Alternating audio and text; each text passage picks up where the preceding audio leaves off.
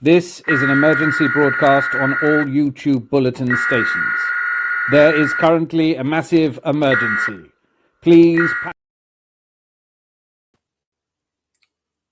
Hello there. There is not currently a massive emergency. What a load of nonsense. What there is, though, is a lot of confusion out there. And by the way, hello and thank you for joining me on this impromptu Monday Night Live. I know I don't normally do Monday Night Lives.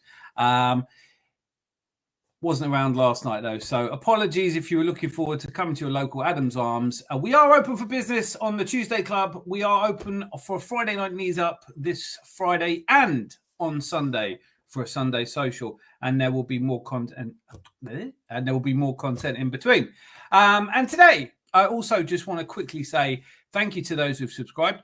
One of you, though, kind of ruined everything a little bit because I was going to do this whole thing about how we now have 1,931 subscribers, which, of course, I don't need to tell Arsenal fans, is the year that Arsenal first won the league. Herbert Chapman became the first Arsenal manager to win the league. Also, the last manager to retain the league before he sadly passed away.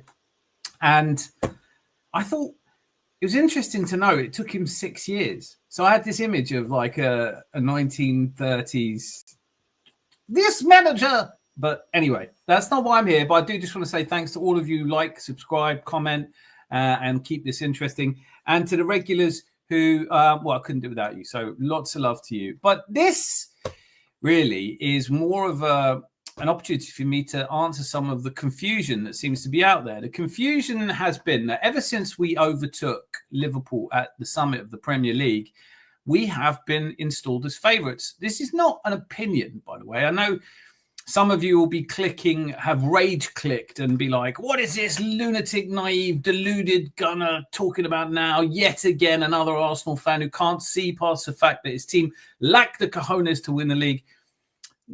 Isn't that? This is just a factual statement. Arsenal are favourites. You cannot argue that. It's unarguable. But there is some confusion about what that actually means. Being favourites doesn't mean we're going to win it. It just means that that's who the bookies have put. Now, if you don't believe me, head off to any bookmaker in the UK and see if you can put a bet on. Arsenal are currently worse than even money favourites. So we are clear favourites by every single bookmaker in the country, as well as the fact that Liverpool are now 4-1, or the better part of 4-1, and Man City are 5-1. I'm also going to be talking about the Carling Opta, which predicts, which is a different thing. But the reason for this video is because, I saw a couple of things. I'm going to let's play one of them that sort of sparked my interest. This is Jamie O'Hara. Some of you may never have heard of him. I envy you. They won nothing last season. I know they didn't. So they're the third favourites for me in the Premier League. So this is Jamie basically getting really confused and upset by the idea that Arsenal, not a team that he's fond of, should be considered favourites by anyone. And his reasoning is, we've won nothing. Well, and that in itself is quite obvious because there's no point in making someone favourite after they've won it. They're not. The bookies will tell you they're the favourites. As I just mentioned, if you go to any bookmaker in the country, they will tell you that we are favourites. But that's actually garbage. Well, don't It's not garbage, it's facts, and facts don't care about your feelings. How can they be favourites? How? Please tell me how Arsenal can be favourites. That's why I'm here. That is exactly why I'm here. So how can Arsenal be favourites? Well, look, first of all, we absolutely and categorically were not the favourites going into this season at all. Liverpool won last season at a canter, never really looked in any danger, and added £400-something million worth of quality talent. Let's be honest, we all wanted Alexander Isak. He was the number one pick anyone would want. He's going to come good. Florian Wirtz was a player that was wanted by Man City and by Bayern Munich. Bayern Munich thought they had him, and Liverpool pulled off a bit of a coup in getting him. Let's not pretend that Florian Wirtz is not going to come good. He's an excellent player. And Kerkez was in the team of the season. Frimpong's another great player from the Bundesliga. They did well. They also brought in Hugo Ekitike. So you'd think that the team that was the strongest team in the season last year adds that kind of quality to it. they're going to be favourites. Sure enough, they started off the season not quite looking brilliant, but certainly not looking bad either. And everybody was quick to jump in with their opinion that actually this is exactly what champions do. Champions play like shit and win. Same sort of thing they were saying about Man City last season. One thing that I found really interesting is just to prove the point that we were not favourites at the start of the season. This is, I really like this. This is a poll I found on TalkSport where you will find Messrs. Cundy and O'Hara. And it basically, there we go. Let's do this. This, as you will see, is who will win the 25-26 Premier League. And as you can see, 70, I don't know how many people voted, but it's TalkSport. It's not going to be like 20, is it? 70% of all fans thought that Liverpool were by miles the favourite. Then it was Arsenal. But more interestingly, another poll, I really love this because I don't know how many people voted in that one, but the BBC had pre-season asked its pundits who they thought. So these are people, professionals who make a living out of discussing football, and their opinion, you do have to take it somewhat seriously. But they, from the match of the day, Football Focus, Final Score on 5 Live, they asked if some of these I don't know. Chris Waddle, as you can see there, actually went for Chelsea. He's the only person who did. They asked 33 of their pundits. As you can see, Joe Hart, perhaps unsurprisingly, and a list of, there were 5 that went for Man City. Then this long list of 21 people, including Wayne Rooney. It can't be easy for Wayne Rooney to predict that Liverpool will win the Premier League. Chris Sutton, Shay Given, there's a whole list of them. 21 of the 33, so over 65%, all went for Liverpool. As well as Matthew Upson, Martin Keown saying that Arsenal would win it, which you would expect. There's not really that many others who backed Arsenal. I don't have to pretend that I backed Arsenal. I actually thought Man City sneakily. So I'm still in the minority. The AI doesn't say anything else about it. It just says AI, artificial intelligence, went for Man City. So I'm at least in line with them. An Optus supercomputer. And this is really important. Optus, it's important, but I can't say it. Optus supercomputer basically runs 10,000 simulations given the information we have at the start of the season and works out to the best it can who's going to win the league. Obviously, these simulations are prone to errors because you don't know all the information. You don't know how well players are going to settle in, who's going to be injured, and all the other things that might happen.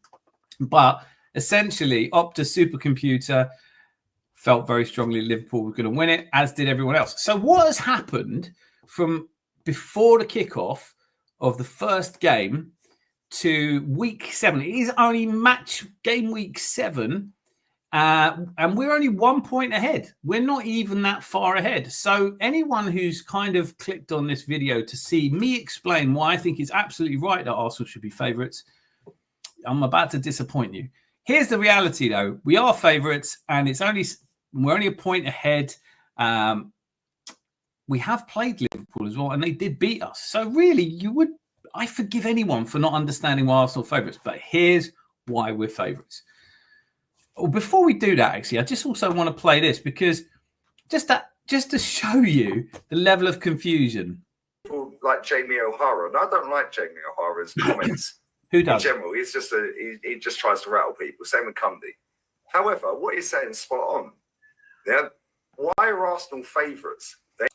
Now, Lee Gunner does not always come across like someone who will get concepts quickly, but I think he'll get it when I explain it. But here he is, having his say on just how ridiculous, and don't forget, he's an Arsenal fan, so just how ridiculous it is that we're favourites. They ain't won a league for 21 years. They've never won a Champions League. How has anyone got them as favourites? Liverpool are current champions. Man City have won 6 out of the last 8. Mm-hmm. Yeah, and they've done a treble in the last couple of years. Arsenal have won fuck all in 6. So how are we favourites when there's no evidence to suggest we can get over the line? Now, that is essentially the big point. The reason you would not necessarily think Arsenal are going to win the league might be because you look at the past 3 seasons, haven't been able to do it in 3 separate occasions. fans who are not Arsenal fans or don't love Arsenal deeply might well be happy to point the finger and say, you're bottlers, you don't do it, you don't have a winning mentality. And there's no arguing with those people. You can't say they're wrong. They haven't been so far. But it all gets a bit hazy from here. But people don't want to hear that. I don't want to hear it. There's lots of things that Lee Gunner says I don't want to hear. In fact, yeah, I'll just leave it at that. Yeah, factually, it's correct. Factually, it's correct that we haven't won the league in the last 3 years. That's factually correct. Factually, though, we are favourites. And until this guy proves it, the same as, say... I did warn you, it gets a little bit fuzzy here. I don't know, fucking Crystal Palace with Glasner. Oh, Crystal Palace had never won a major honour. Well, Glasner proved he could do it. So now you go, shit, Palace are a problem. So essentially what Lee Gunner's saying is that Crystal Palace can't be favourites for a thing until they win the thing. Or now you could say, oh, Crystal Palace would be favourites for the FA Cup, or I don't know, maybe even the league, because as he goes on to say... Because now they've gone 18-19. Well, obviously they lost yesterday. They went 19. Lost. Yeah, but at the same time, they still lost. But he proved against all odds he could get them over the line. This manager has only proven he can get over the line before he spent money. Now he's done nearly $1 billion and he can't get over the line. So now, I'm not disagreeing with Lee Gunner. I don't have a crystal ball. And as I already said, I thought at the start of the season, Man City would probably win the league. They're not that far behind us. I could still be right. YouTube these days seems to be about everybody needing to prove they said it first. So all of these people, like we saw the list of experts, the fact that so many of them have changed their opinion after 7 games means, can you take the opinion seriously anyway? I certainly don't expect you to take my opinion seriously. Don't throw a load of money on what I say. But we are getting to exactly why Arsenal are favourites. Just a little bit more from Lee Gunner. I beg you, listen to my man Lee a little longer, yeah? how are we favourites for anything? I'm going to explain it, Lee. Don't panic. Factually, for 5 years of his own money, we can't get over the line. Depends who it is, though. Depends who it is. You got to remember the teams that want us who make us favourites. So Kenny Ken's going to go on and explain that the people who are making us favourites, they all have an agenda. They have a reason to make us favourites. And I hate to break it to you. Well, let's listen to him a little bit. Gary Neville doesn't want Liverpool to win No, the league. bookies make us favourites. Yeah, but the bookie, but they did work 2 weeks ago, though. That's true. The bookies have changed their mind. Start of the season, Liverpool were strong favourites. Now, 7 weeks in, there is a clue in this, by the way, guys, as to why we're favourites and weren't favourites before. Really? No, because The bookies do change. Odds change. It's a marketplace. I'm coming to it. Don't worry. they go off of what? The recent, the same as football fans. They go off of what's fashionable. 2 weeks ago. So this is where I think it's worth jumping in for a moment. Bookies do not go off what's fashionable in the sense that they don't try and predict the league. Bookmakers have no interest in making predictions whatsoever. The betting market that every single UK bookmaker is using to make Arsenal favourites is basically a marketplace. If everyone in the country is if everyone in the country is betting on Arsenal, they shorten the odds to make it more attractive to bet on someone else. At the moment, the fact that Arsenal are favourites is not because any of or all of the bookmakers think that Arsenal are going to win the league. It's not because Gary Neville thinks we're going to win the league. It's not because of anybody on their own thinking Arsenal are going to win the league. It's because so many people are putting their hard-earned money on it, betting on it. And that is just democracy in action. That's what the majority of people think. Doesn't mean they're right, by the way. I lived through Brexit. The majority can be wrong. I'm not sure Arsenal are going to win the league because 70% of the betting public are thinking it. And those of you who do have the occasional flutter will know that you put a bit of money on Arsenal right now because, they've had a difficult first 7 games and come through it, only to find out, shock horror, that Arsenal aren't as good and we lose a couple of games and it will swing out again. Just like the Carling Optic supercomputer changes its mind and does so frequently. It is also worth remembering that although Arsenal are favourites in the Carling Optic supercomputer, we're 42% favourites to win the league according to this computer, which means that it's still a better chance we won't. If you combine all the other odds together, it's still a better chance we won't. There is, at the moment, it seems, only 3 horses in this race, but that can change. We are only 7 games in. It's foolish to try and predict who will actually win the league. But the fact that we're favourites is nothing more than a reflection of the fact that everybody's betting on us. Favourites. So what's that? All we see. And if we lose to Fulham and Liverpool lose to whoever they're playing next, favourites. then Man City win their game. Yeah, I hate to agree with Lee Gunner, but you do have to agree with him when he's right. If all of those things happen, if Man City overtake us or we have 2 defeats in a row, we will not be favourites anymore. Then Man City are favourites. Yeah, but you know what? Basically, what the people who want Arsenal to win the league, who think they're going to win the league, are Goldbridge, Terry, who are Man United fans, who don't want. Emily talks bullshit. Who gets 5k views on a Spurs fan account? He's always a bit bitter about other YouTubers, isn't he? Like, does it upset you when someone gets 5,000 views? That's why I don't upset Lee Gunner, because like guys hit the likes. but those guys 35 on an Arsenal one though. Yeah, but those guys don't want us to win it on debate by default. Gary Neville wants us to win it by default. Jamie, I can't stress this enough. It really doesn't matter what Gary Neville wants, Mark Goldbridge wants. None of them, unless they put significant amounts of money in the bookmakers, make any difference to who's favourites. Jamie Redknapp thinks he's going to win it. Not because he thinks we're great, because he thinks it's our turn. A lot of people who think we're going to win it is because they think it's our turn. Yeah. Now, oh, stop it. It's your turn. Yo, listen to this guy. Well, now, this is Jamie O'Hara again, and I've just put this in here because I want to illustrate just how silly it gets when agendas come into it. Because, listen, Jamie O'Hara thinking that Arsenal won't win the league because we haven't won it 3 years is probably or probabilistically correct. He's right. We haven't won it in 3 years. Why would you? I'm not asking you to go and put any money on it, but this is when Jamie O'Hara gets confronted by an Arsenal fan, or presumably an Arsenal fan on Talk Sport. You're not the favourites. You can't. We are that. It's worth saying as well. I'm being unfair to him.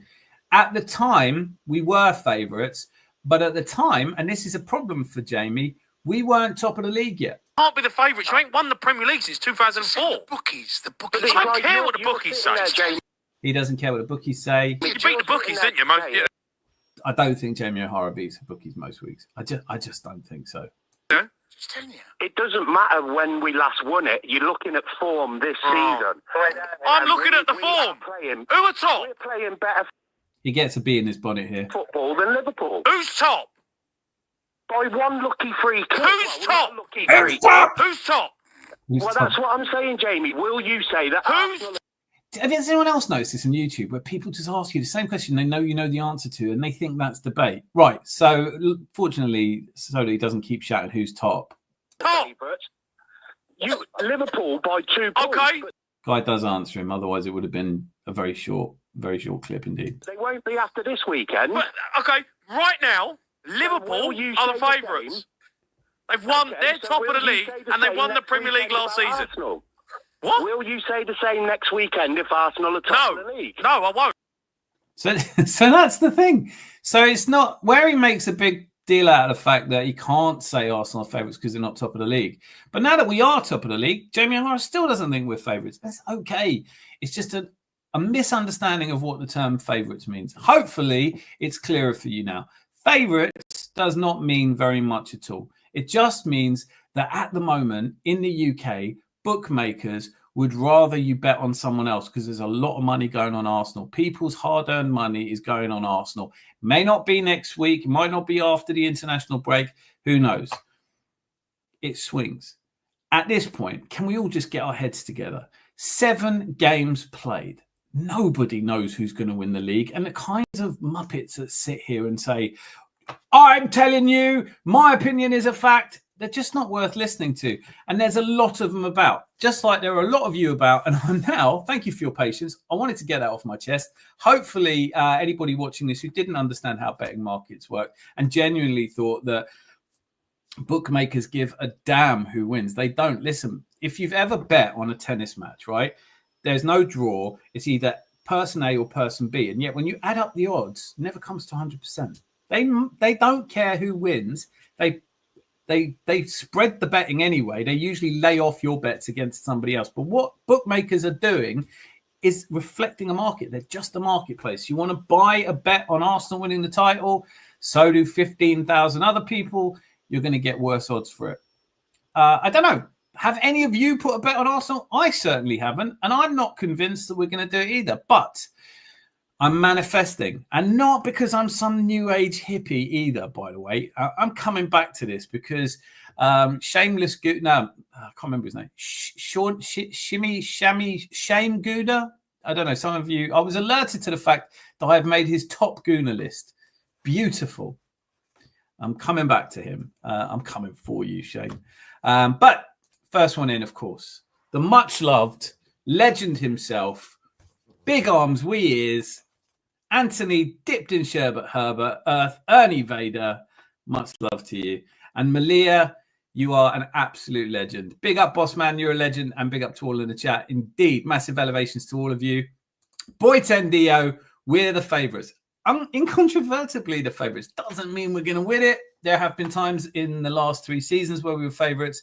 Being favourites doesn't really make it difficult. It's not complicated. I agree with you. I would not be doing this video, this impromptu live stream, if it wasn't for the fact that people talk so much shit.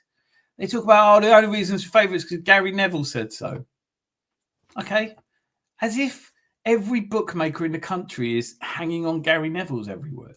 Hey, Anthony. Jubimendi. Sean, great to see you, mate. How have you felt about all of this chat?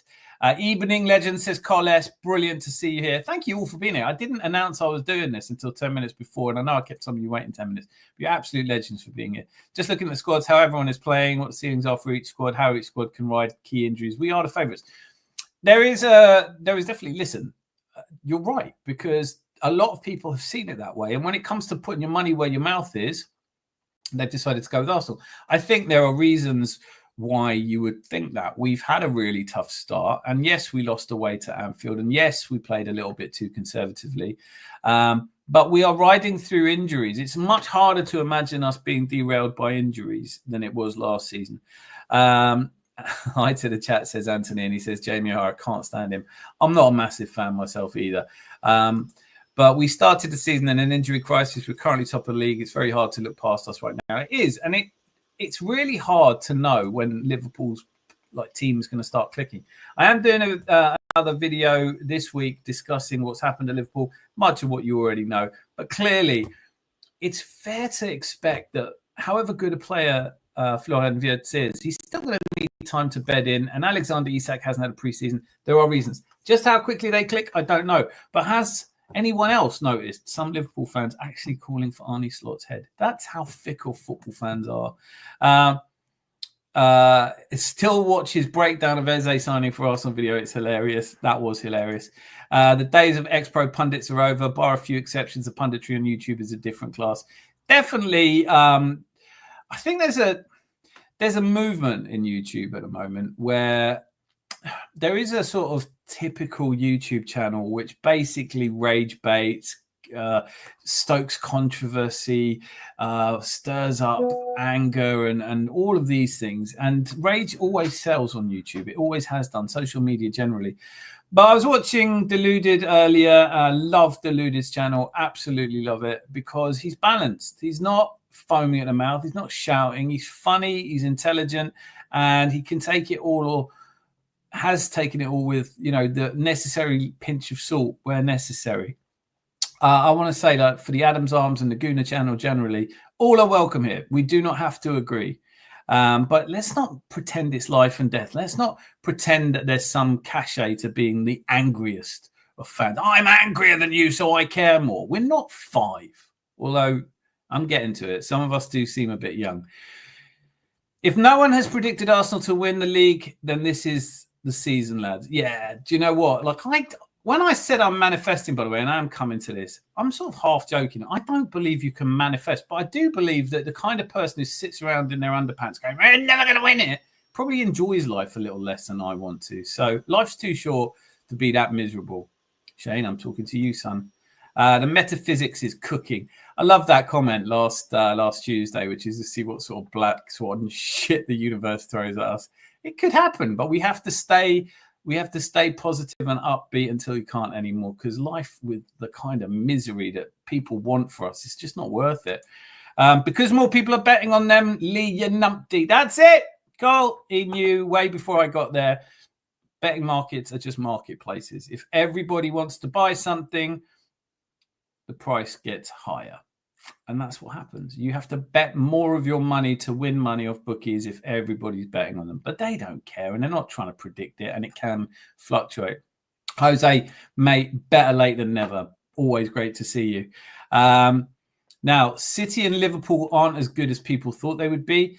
Liverpool is a really good case in point. Liverpool won the league last season. There were no one's favourites going into it. Favourites doesn't mean anything at all.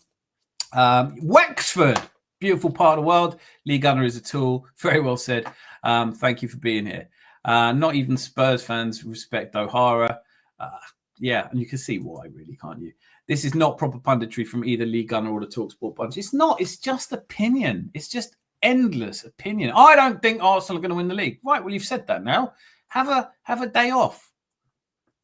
Don't say it for a bit. Like, let's imagine that we were all listening to you and you don't have to repeat yourself like someone like after lock-in in a pub. I don't think Arsenal win the league. They're not going to win the league. Arsenal are not going to win the league. It's all right. Just say it once. Most intelligent people only need you to say something once. I could do with you saying it even less than that, but, you know, say it once. Not even Spurs fans. I already read that. I don't bet, but if I did, I would bet on Arsenal winning the league this season. Boy, Tendio, betting is a foolish thing to do. It's a foolish thing to do because you never really get the odds you should deserve, unless you can find a marketplace where it's between partners. I would steer clear of betting. If I bet $1 million on Pat Butcher to be Prime Minister, odds will shrink due to the fact that I've placed £1 million. This is very true. Chris Nix, where's your hello? You got ahead of me. Also, hey, sweeties. I love it. Doesn't increase the chance, but changes the market. Thank you. Exactly that. It's a much more succinct way to put it.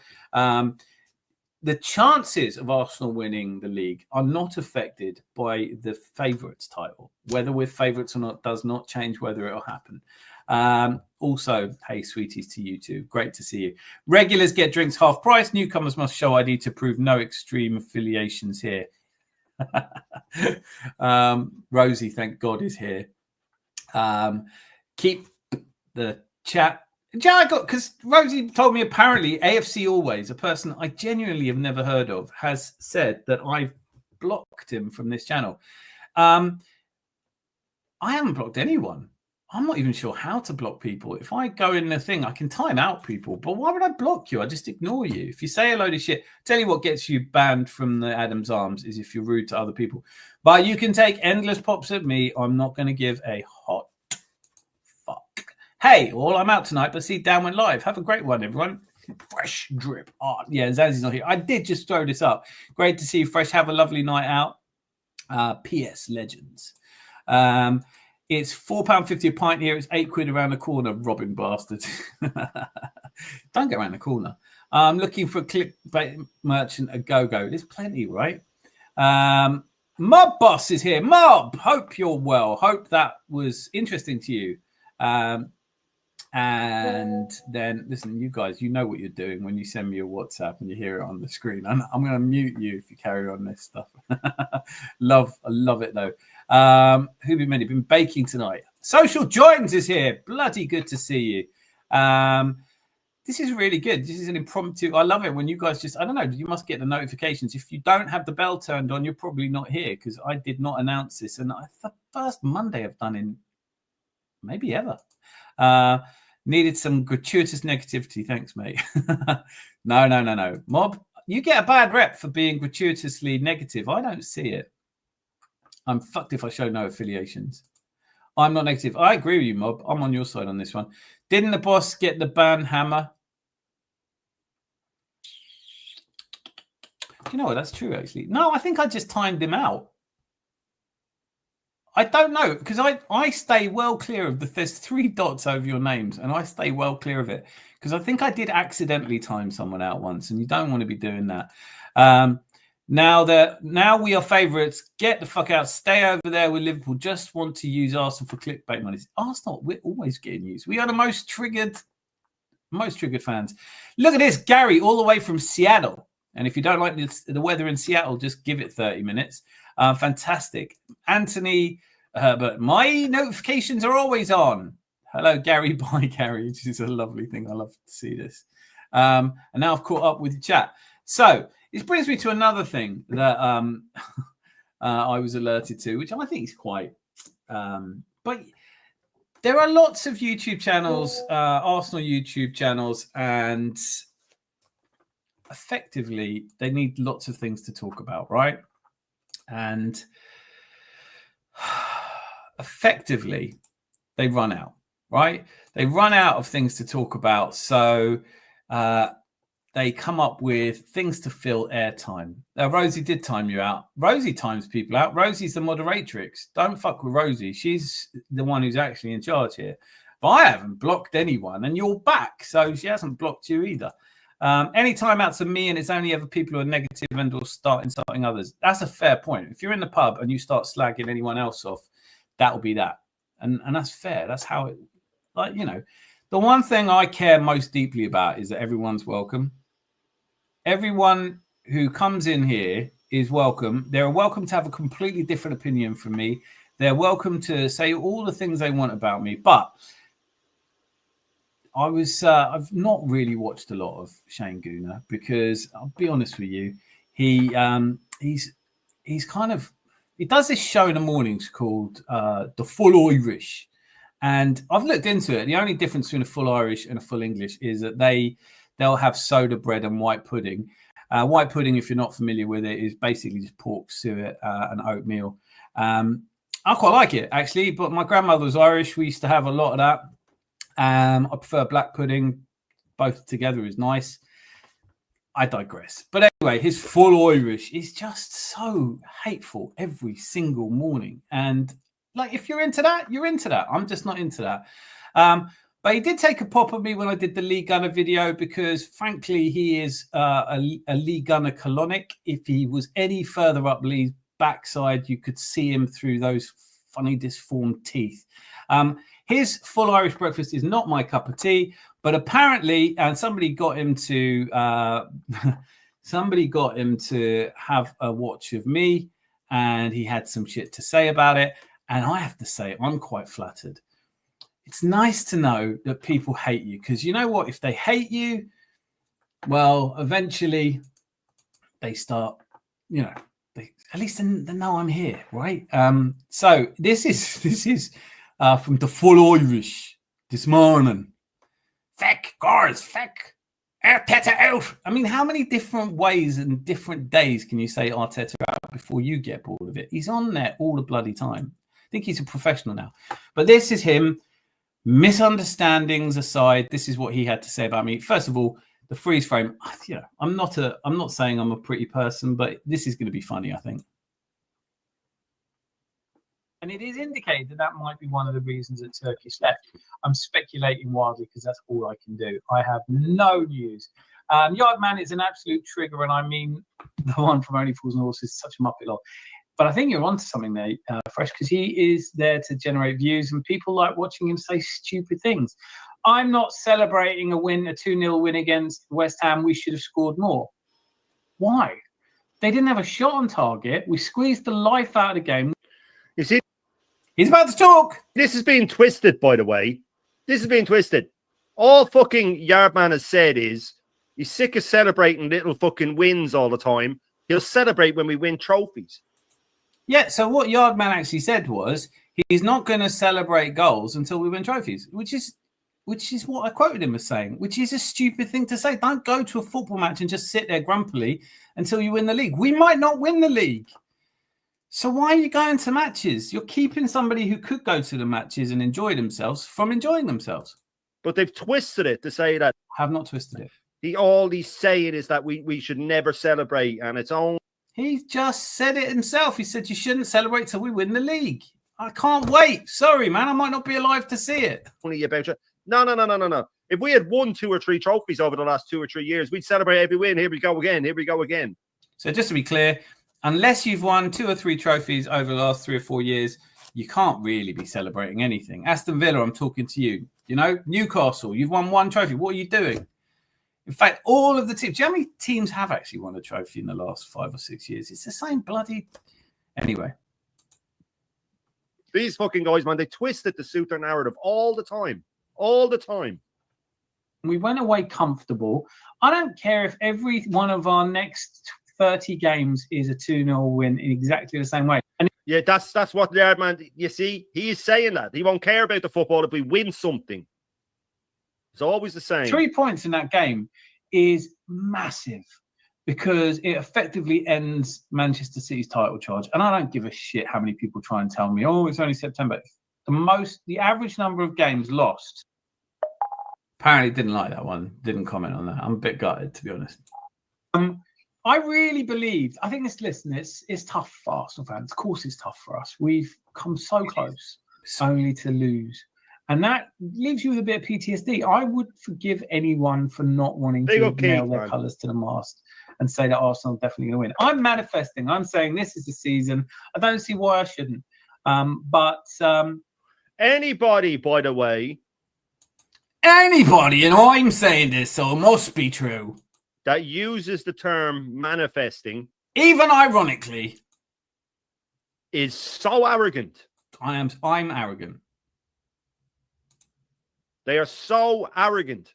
So arrogant. Sorry, I meant to say something. That they think that they have the power to change the course of time, to change how things are going to come out because they've decided that they're going to. It is a load of fucking new age bollocks. Well, let's see if I am the center of the universe. I am now going to manifest that Shane Gooner never existed. If I thought I had that level of power, if I genuinely thought that just wanting something enough would make it happen, I definitely would have better things to do than wish a title win, right? I'd throw one in there, but it wouldn't be my first thing. Obviously, I don't actually believe in manifesting, but this is subtlety, irony, and nuance that is going to be completely lost on somebody like Shane Gooner. Shane Gooner and nuance, unless you're saying the word wrong, are very rarely found in the same sentence. By the way, it is a load of new age. I'm going to manifest that we're going to win it. Do you really think you're that important to No, obviously not. Life, that you have super fucking powers? No, I don't have superpowers. I don't have superpowers. If I had a superpower, you would not be here. Man, that you have superpowers. Don't keep saying superpowers. It makes you sound like a 9-year-old. That you can do it. That, you know, it's such a fucking arrogant thing to say, man. It is. Especially when you look like. All right, it gets ad hominem here. A before picture of Oscar the Grouch, before Oscar the Grouch sorted himself out enough that he's only living in a bin. To be honest with you, that's funny. Like, I get it. I'm a big fan of Oscar the Grouch. I'm not really sure what he means, but I am actually friends with Oscar the Grouch, and I asked him for comment. And this is Oscar's message to you, Shane. Hi, it's the real Oscar here. I've been watching your show a bit lately, see if I could learn something. So far, all I have learned is that you are in more dire need of a blowjob than any white man in history. So I'm going to play a little bit more of Shane. But if you really like this kind of content, have at it. Please do go visit Shane Gooner. He's on every morning, like at 10:30. So if you ever wake up, the birds are singing, the sun is shining, and you feel fantastic, and I don't know, you have to be at a funeral or something, maybe watch a bit of Shane Gooner. This is a man, his show is called The Full Irish. He is about, I'd say he's probably the greyest human being I've ever actually seen. He's like a poster boy for salmonella. But I said boy, I think he's about 60. If not, he's had a tough life. But certainly it does make me laugh that people who look a bit like Shane Gooner would want to start a bitch fight about who's more attractive. I don't give a shit. We're not flirting, Shane. I will not be mentioning you again. That's pretty much all I will ever have to say to you. But Shane, last word to you. That he's only living in a bin. So, you know, he was worse off when he looked like you. Manifest equals hope. But it's not even that. They think that people say that I'm going to manifest and then I will have an effect on how things turn out. Yeah, no, I don't actually think I'm going to have an effect on how things turn out. But just in case I'm wrong, which I sometimes am, just in case I can actually manifest, can I manifest a little bit of colour into Shane Gooner's cheeks, a little bit of hope and love. I just wish you all the very best in your life. But if I may insist that we don't talk to each other ever again. All right? Or about each other ever again. Ta-da! Anyway, thank you for indulging me for that. I did think it was really funny. It's nice to make... I've apparently made his top Gooners list, and I'm not really sure why. I don't like the distinction between top, bottom Gooners. It used to just be Gooners. It used to be we were all just in this together. Now, of course, we've got to turn on each other. I joined some weirdo Arsenal channels, creating negativity, complaining about the players unwanted, not listening to that. So true. Define slagging people off when you're personal about them. A bit like we just watched. Yeah, you were being incredibly negative and kept going. You do usually get warnings in this place, don't you, Rosie? You don't just chuck people out. He's called you Oscar the Grouch, lol. How ironic. I just love Oscar the Grouch. I could definitely, like... Hubi Mendy, Sean, my oldest and best mate, will tell you we've put up with a lot worse insults and a lot of wittier people. Sometimes you do just have to accept it. If someone says something about you, there are lots of things you can say about me. New age? Probably not. I'm not a new age. So there's a way to... There's no way to justify negativity as an Arsenal fan right now. No, there isn't. And that's the trouble. They've got to sit around together and decide what's going to piss each other off more. I like to have my version of full Irish with Baileys before I watch Prem games. Oh, I don't know if I could do Baileys with a breakfast, sorry. But what's in your full Irish, Mob? Do you have the white pudding, or is it basically... In the picture, in his picture, he's got a bit of black pudding, beans, a fried egg, hash browns, a really sad-looking sausage, and I think some bacon. It is basically an English breakfast. Like, no, English breakfast were the term English breakfast was coined long before Irish breakfast. Boy to dear, that's it. I'm done with you. Toxic positivity, Aaron. I get it now. It does look a bit like Steptoe, but you know, Steptoe after the show. The toxic positives do the opposite. To be fair, I don't know. I don't watch any toxic anything. Don't watch something toxic. I would love someone to explain to me. If you were a child and you'd come home and you'd finished second in the egg and spoon race, I don't know what you'd win, and your mum put her arm around you and said, there, that's right. Is that toxically positive? Has anyone ever experienced toxic positivity in their life that they didn't want? Someone being positive and kind or generous and not negative. That's toxic? Does it kill you? No. Am I toxic positive? Yes, you are. You're positive. Lol, why go to stadium? That can't be real. It's true, man. The guy, he stood there. I'll dig out the clip if you want me to. Yardman talking about basically, what do you want me to celebrate? We beat West Ham 2-0. We're supposed to beat them 2-0. It's like work, isn't it? You go to, yep, good. That's what we wanted. I wanted 5 goals. Want what you want. Manifest what you want. See, it doesn't work. I didn't know there were people over 60 who use the phrase Yardman. No, there are. Yeah, of course there are. Right. So I know I don't even worry about these games. I can't understand how people could fathom us losing or drawing with West Ham or Fulham at present. There were a few people even here. Let's be honest. Don't make me dig it out. But there were a couple of people who said, look, West Ham, you know, they've beaten us the last 2 times. I was really confident. But, you know, don't have to be. You can be anything you want to be. My boss, you're loved here on this channel. All we ask is for you to accept that it's not all one way or the other. I'd love to have a few pints and talk it over, but I live quite far away. But you are coming over on the 7th, and you better believe there's like a few pints getting sunk. Let's get fresh and funky with it. I don't actually rate Gyok. He's not really a baller in any context. I'm a bit perplexed so much of furor was made over him, but we're better with him. I don't know. I don't even know if we are better with him. But I like the guy now. He's an Arsenal fan. Listen, I'm toxically positive, right? That's just what I do. So effectively, as soon as someone puts an Arsenal shirt on, it takes them ages to piss me off. Probably the quickest player to piss me off was Fabio Vieira, honestly.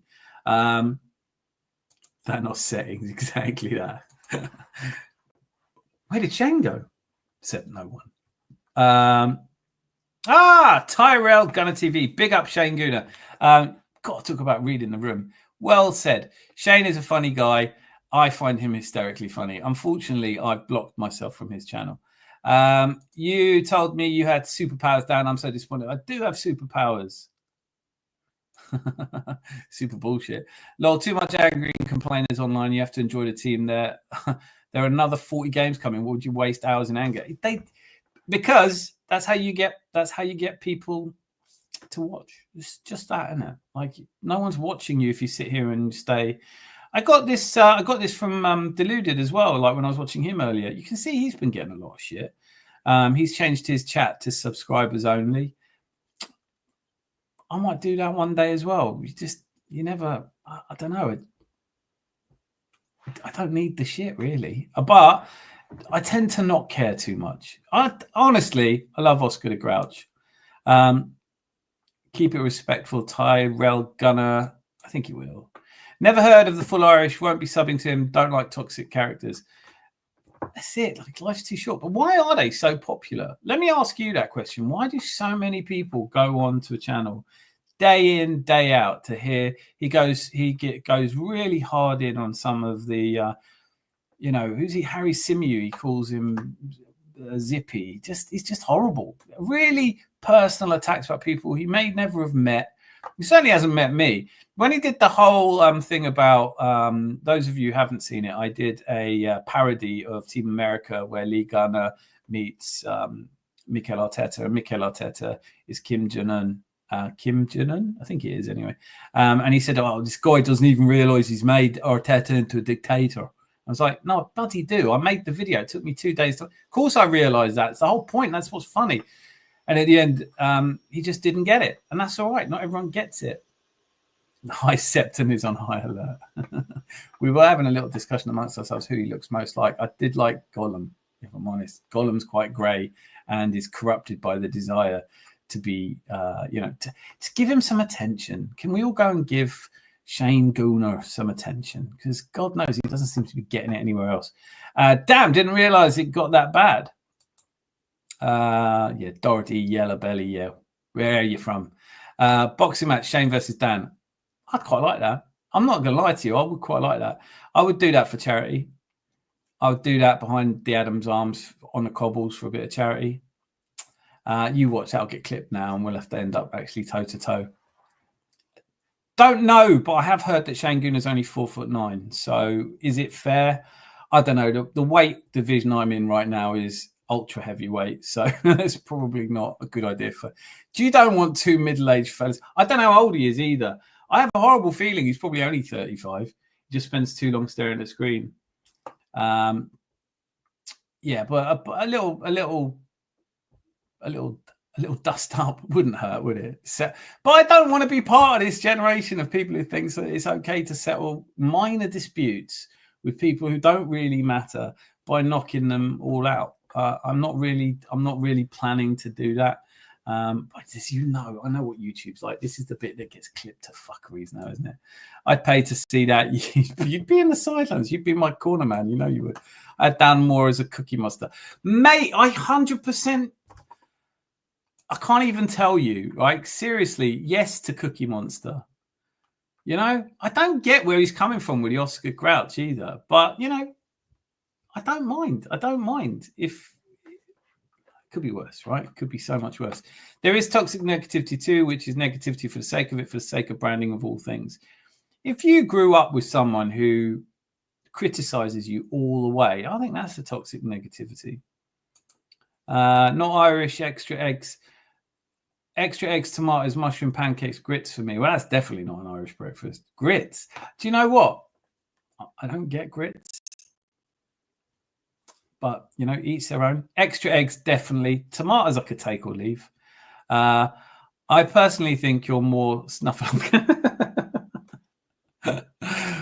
I was going to say, do you know what, Rosie? When he started going on me what I looked like, I said, there's only one person. You're taking Rosie's job. Rosie likes to tell everyone what I look like.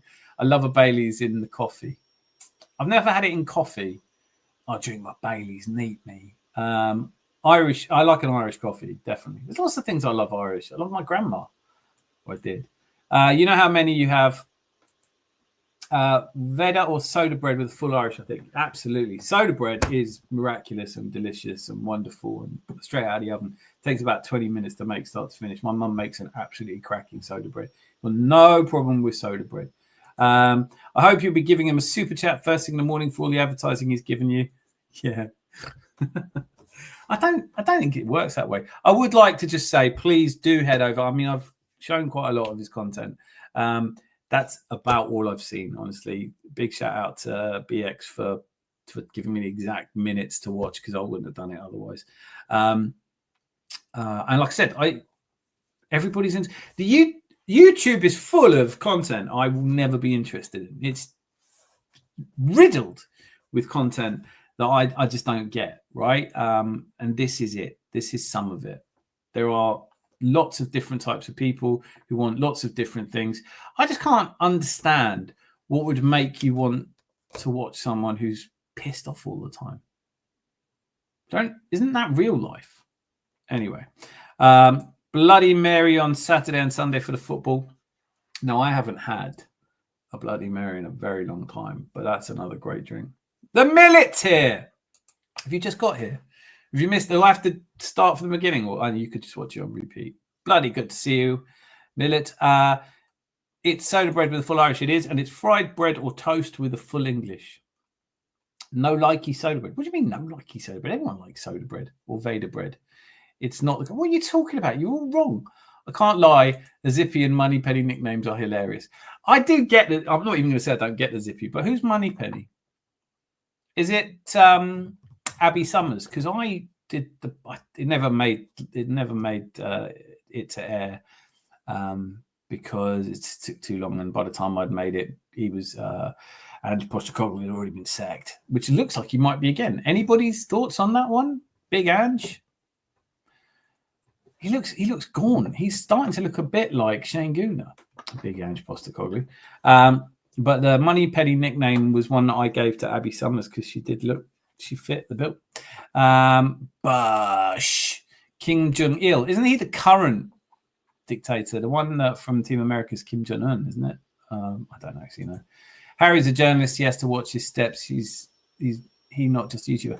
There is this kind of thing where they go, how comes they're not more horrible to us and to Mikel Arteta in press conferences? Like, duh. You know, like if your job is to go, I mean, like you would, if you were a dickhead to Mikel Arteta in a press conference, and you might want to be, and you might be right to be, you might go, what the fuck are you doing playing? You know, whatever your opinion is, whatever he's done wrong lately, why aren't you playing Wanyeri, etc. Go, because I want to, and he wouldn't answer the question, and then you probably wouldn't get invited back. Who wins? You know what? I'd love to see Shane Gooner in because he went on Tom Canton's show and he was lovely to him. Then he came off the Tom Canton show and he was like, yeah, I put Tom Canton in his place. It's just one of those. It's one of those people who's bullied by bullies, isn't he? Bullied by people who were bullied is what I meant to say. I think it was Kim Cattrall. Lovely. If he's 35, I'm my own duh. He might be. Oi, you scallywags. Great to see you, Box Fresh. Thanks for being here. I'll go through a quick recap of everything. Basically, this whole stream has been in order to clear up some nonsense that people have thought that Arsenal are favourites because Gary Neville said so. We're not. We're favourites because everyone keeps betting on us to win the league. Not saying they're right. Don't think you should be betting on who's winning the league after 7 games unless you're absolutely... Certainly, there's no point betting on Arsenal anymore because we're worse than evens. You put 100 quid on you, it's silly. Silly. Probably going to lose as well because, let's face it, even though Carling Opta says we're 42% likely to win the Premier League, that does mean that we're 58% likely to not. People want to claim to be real. I know this is one of the most annoying things as well. Real. I'm a real one. If you have to... Look, just as a general rule in life, people tell you what they are all the time. They're probably not it. You know, if someone says to you, I'm generous, they're not. I'm as generous as the next man. You don't have to tell people you're generous. If you're generous, people tell you you're generous. I've got a sense of humor like the next man. It means you're a dickhead. Shane, I'm talking to you. I am actually enjoying a little bit of beef. Maybe we do just get the ring sorted out or the cobble sorted out. Is that reminding of Luca Lol? Luca talks Dons. Have you stuck to just Dons? Welcome here. Be nice today, yeah? I don't want to hear any more shit from you about this manager. Anyone? Luca hasn't been here for a while, or at least I've been pretending he hasn't been here for a while.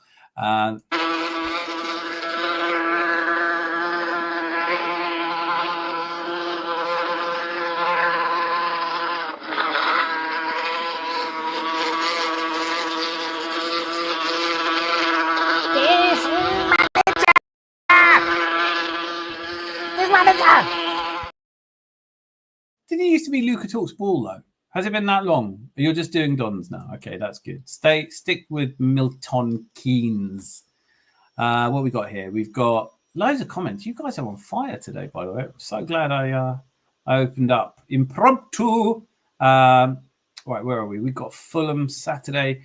What is a grit? Yes. Is it semolina? It is kind of like a horrible pale, and it's got loads of seasoning in it. It's something from deep south. Now they like their grits. It's not for me, really.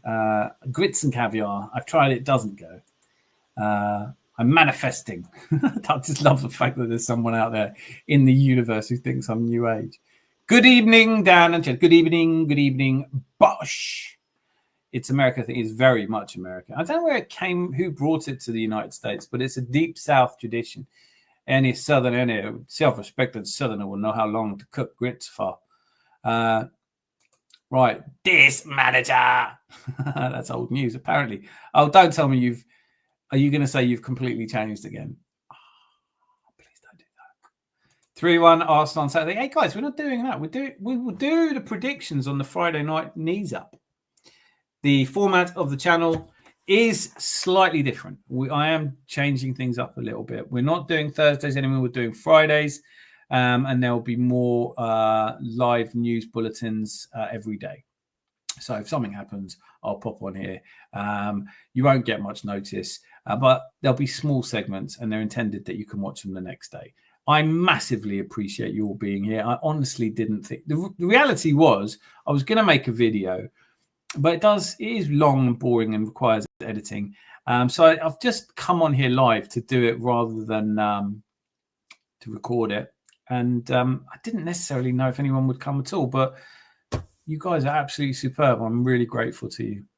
What's happening in Doncaster this evening, Luke? Why are they switching on the Christmas lights? Rosie. He will chomp, Rosie. He will chomp. Hoping Eze gets to go in front of Rice and Zubi in the middle. I think he will, I've seen a lot of speculation. I've seen also a lot of people going, it's disgraceful what he's doing to Ethan Nwaneri. I don't know. It's like he's treating Ethan Nwaneri. Who was it? One of them said he's calling him Ethan Emil Smith Nwaneri or Emil Nwaneri or one of them because of how he treated Emil Smith Rowe. I was totally opposed to letting Emil Smith Rowe leave Arsenal. I thought it was a terrible decision.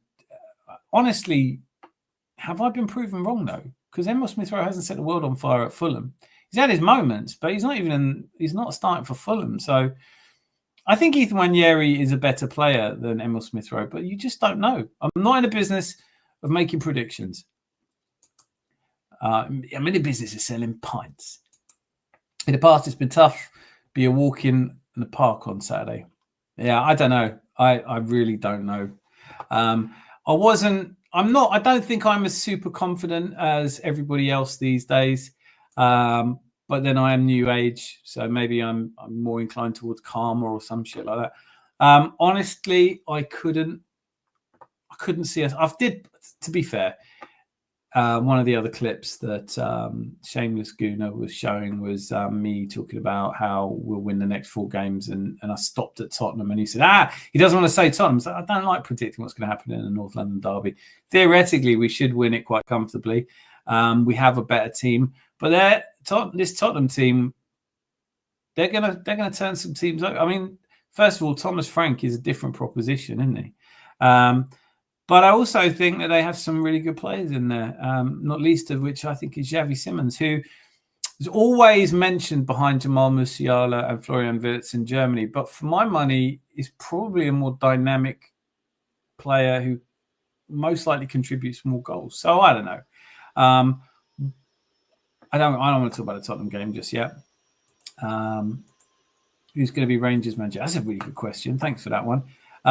Who is going to be the next Rangers manager? The way I understand it, they're going to put all the names in a big tombola, and if you get pulled out, you've got to do 6 months at Rangers. Is that right?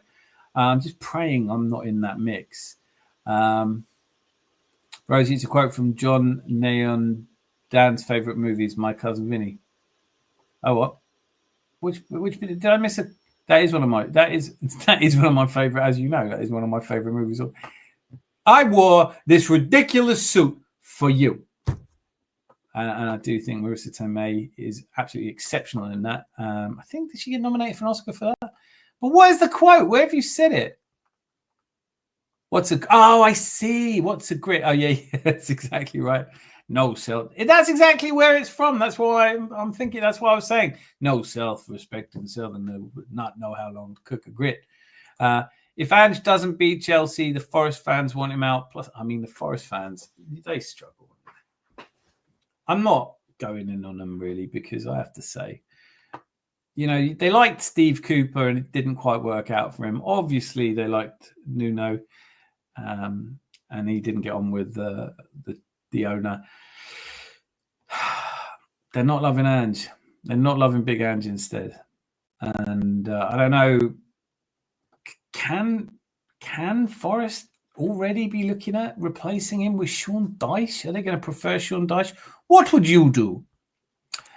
Big Ange won't last the season simply as Nuno had him good before, and to surpass that, Ange is way off the pace. There is an increasing feeling that Big Ange Pochettino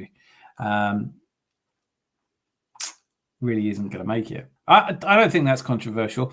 Also, just because I didn't do a little news show tonight, the news that Martin Odegaard is expected to be out until mid-November, which is about the worst end of what we'd expected, 6 to 8 weeks, just as he was getting good, just as he'd started playing with Eze. But, you know, any other season, it would be last season, it was a much bigger deal than it is now. Now we've at least got the question of Eze or Nwaneri.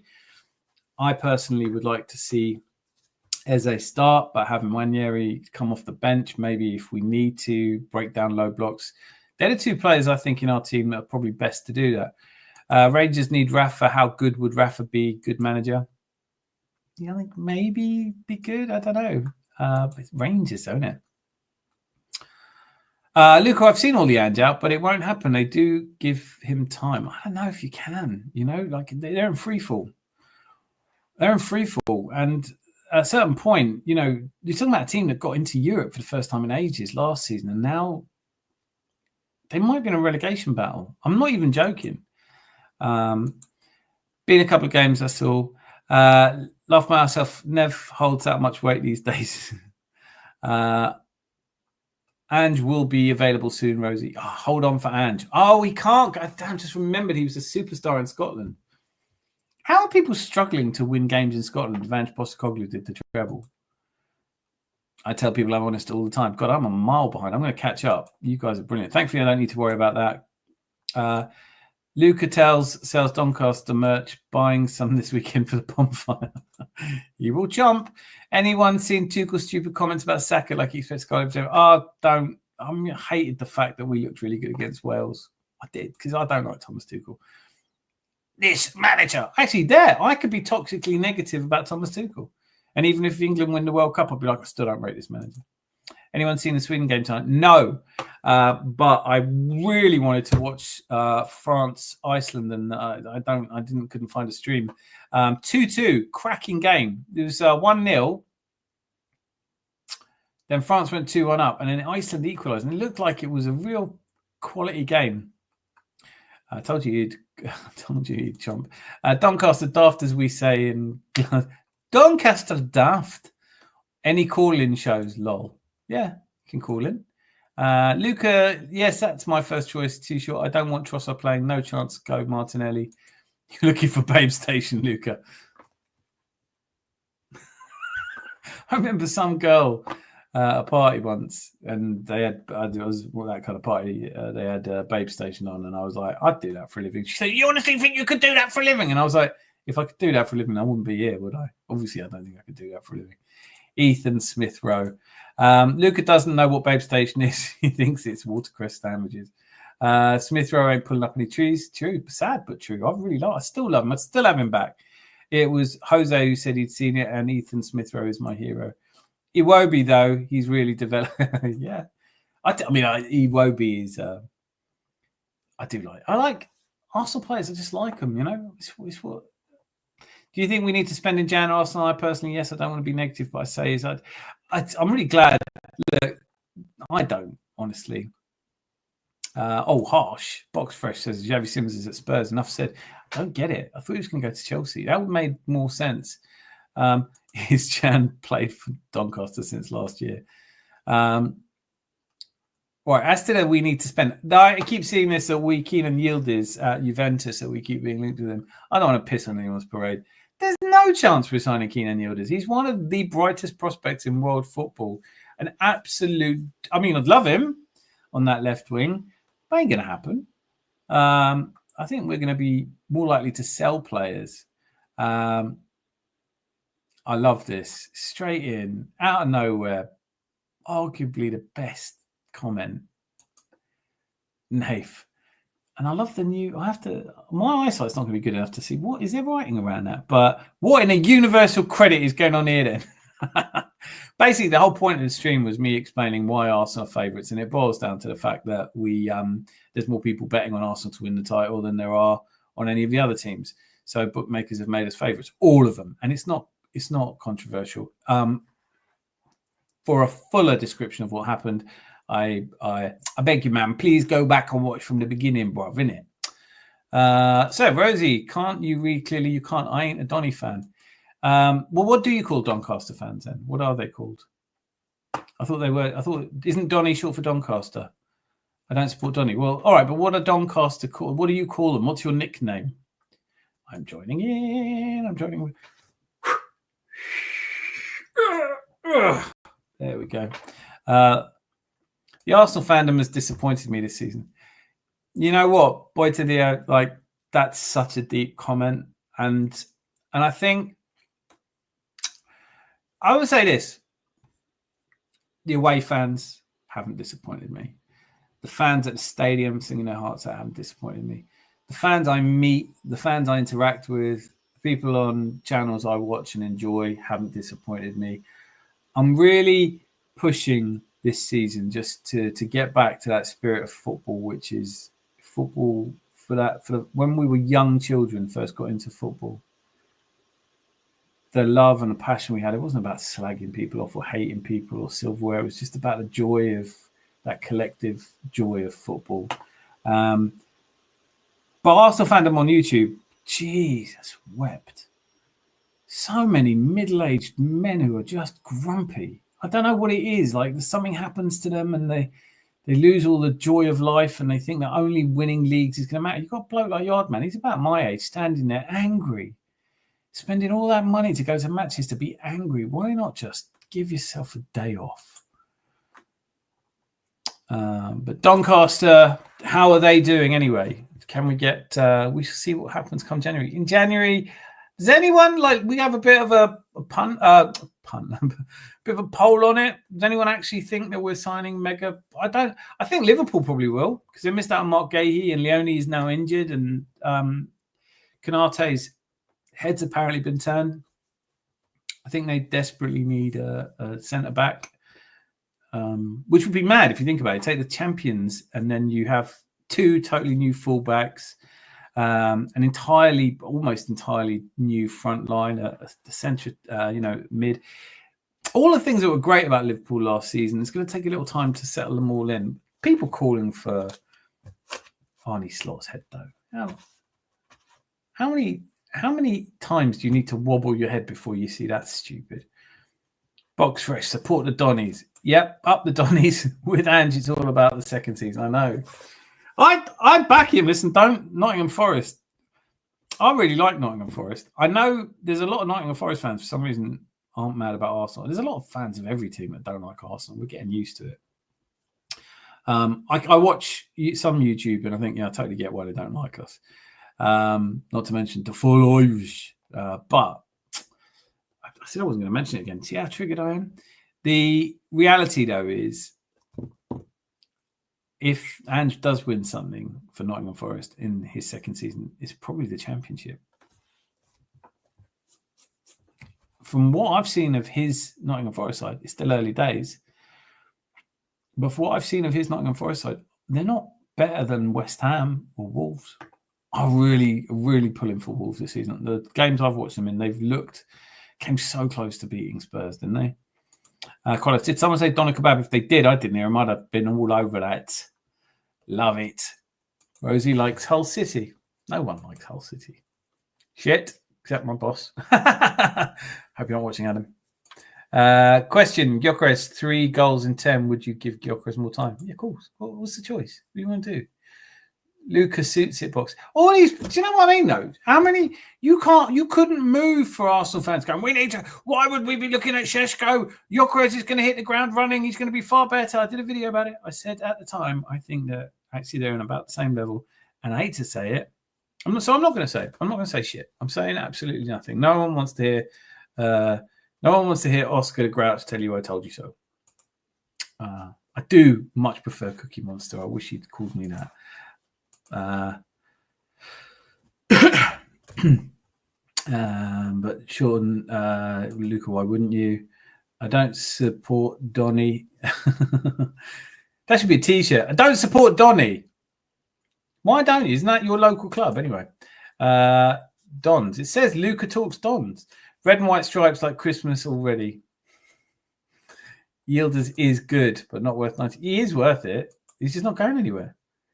Bring me Semenyo. It's like one of those Roman emperors. Bring me Semenyo and have him greased.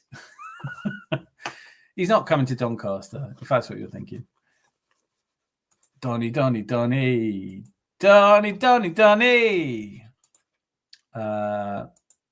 Is he different from Semenyo? Yeah. Luke, do you think Doncaster should spend big in January? Oh my Gideon. Look at that. This is what happens when you throw the doors open.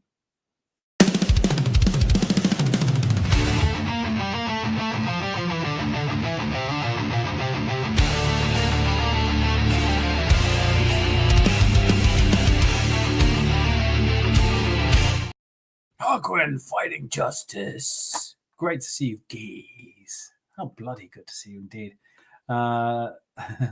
Did he just suggest spending money in January? He did, didn't he? Yeah, he did. Of course he did. On Kieran Yildiz, which is it's not going to happen. Who'd you drop anyway? I'm sick of that. I honestly, I cannot be the only person who's sick of football transfers.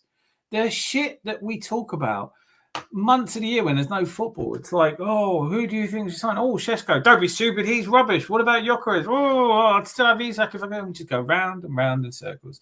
I'm not talking about January transfer window in January, let alone now. Got a big red and white striped one. We're eating well tonight. Arsenal, hear me out. We must spend in January. Do you know what? When you start a comment with "hear me out," I already. Do I have to hear you out? Oh, I'm gonna this time, but. This will be your last silly comment, all right? We must spend in January. This fan base cannot say we don't need to spend. People say we don't because we have big squad. Does not matter. You still should sign 1 or 2 signings to get top. We know.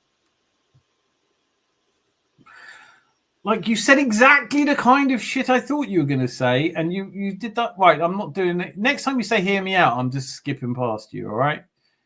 You're a Donny fan anyway. Right. Where is Fresh? Fresh is out with friends tonight. Can't do it. And I didn't warn Zanzi Barbarian, who is probably in the cellar making sure the pipes are clean for the Tuesday Club, which is still on, by the way. This is not an instead of. Loads of grumpy middle-aged men. Whereabouts? Hi. I am grumpy, but I'm just not. I'm not in the league. I'm a top gooner. I found out today I'm a top gooner. I didn't get a badge and nothing came in a post. I'm a top gooner. Top gooner. It used to be when I was a kid. That would be the nicest thing you could say about me. It feels like we'll do one better than we've done the last 3 years. I'm really pleased. I know you're not supposed to be. You're supposed to be angry until we actually win it, and then if you're anything like the Liverpool fans, I saw them win the league they weren't expecting. The season after Jurgen Klopp announced he was leaving, there was all that depression. Something about Liverpool, they never quite get them out, did they? I thought Xavi Alonso was a shoe-in. He turned them down. I can't remember where he ended up, but yeah, fair enough. They didn't get Zubimendi. They didn't get. They've started getting players that they didn't used to get. But honestly, no one expected them to do it last season. Klopp leaves. In comes they're supposed to be having a transitional season. They don't buy anyone. They certainly didn't win the transfer season like the season before they won it, and they win it out of nowhere. Their fans should be jubilant, and yet everywhere I look, there's people calling Arnie Slot naive, cowardly, all these kinds of things. You know, blaming the system. People who've never managed a football team going in on one of only 12 men who ever has won the Premier League and telling him what they think he should do. Thank goodness. Luca talks Don's utter bollocks. That's fair. I think, Luca, take that one on the chin, mate. Mate, you've started again. Don't tell me. If Arsenal don't sign in January, if we don't sign, then sorry, we will not win the league. No chance, right?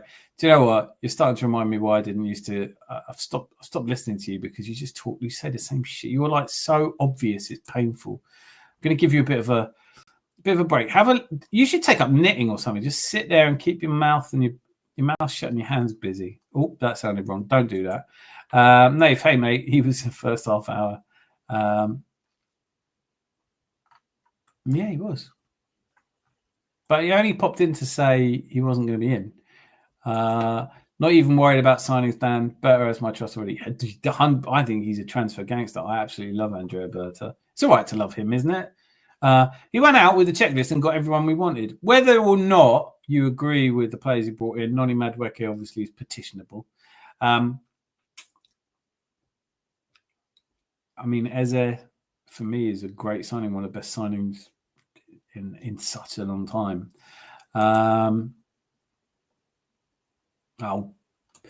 Do I have to time you out? Luca, just don't say anything for a bit, all right? You're just annoying. I can't see him in the chat, man. He's not there.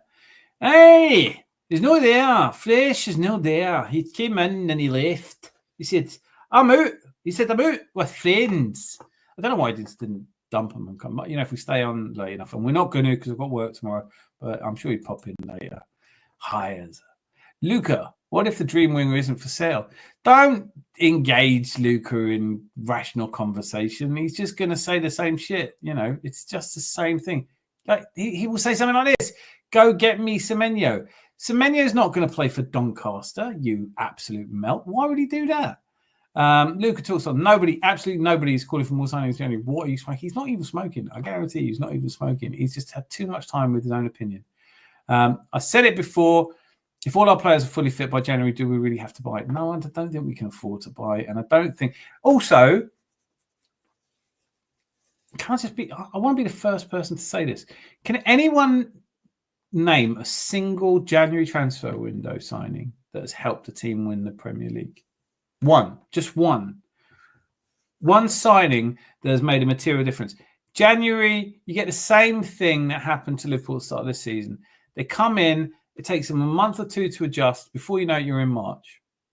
And then even if they're smashing, no one comes in the first 3 months, January, and starts smashing goals in. Name, who's your best ever?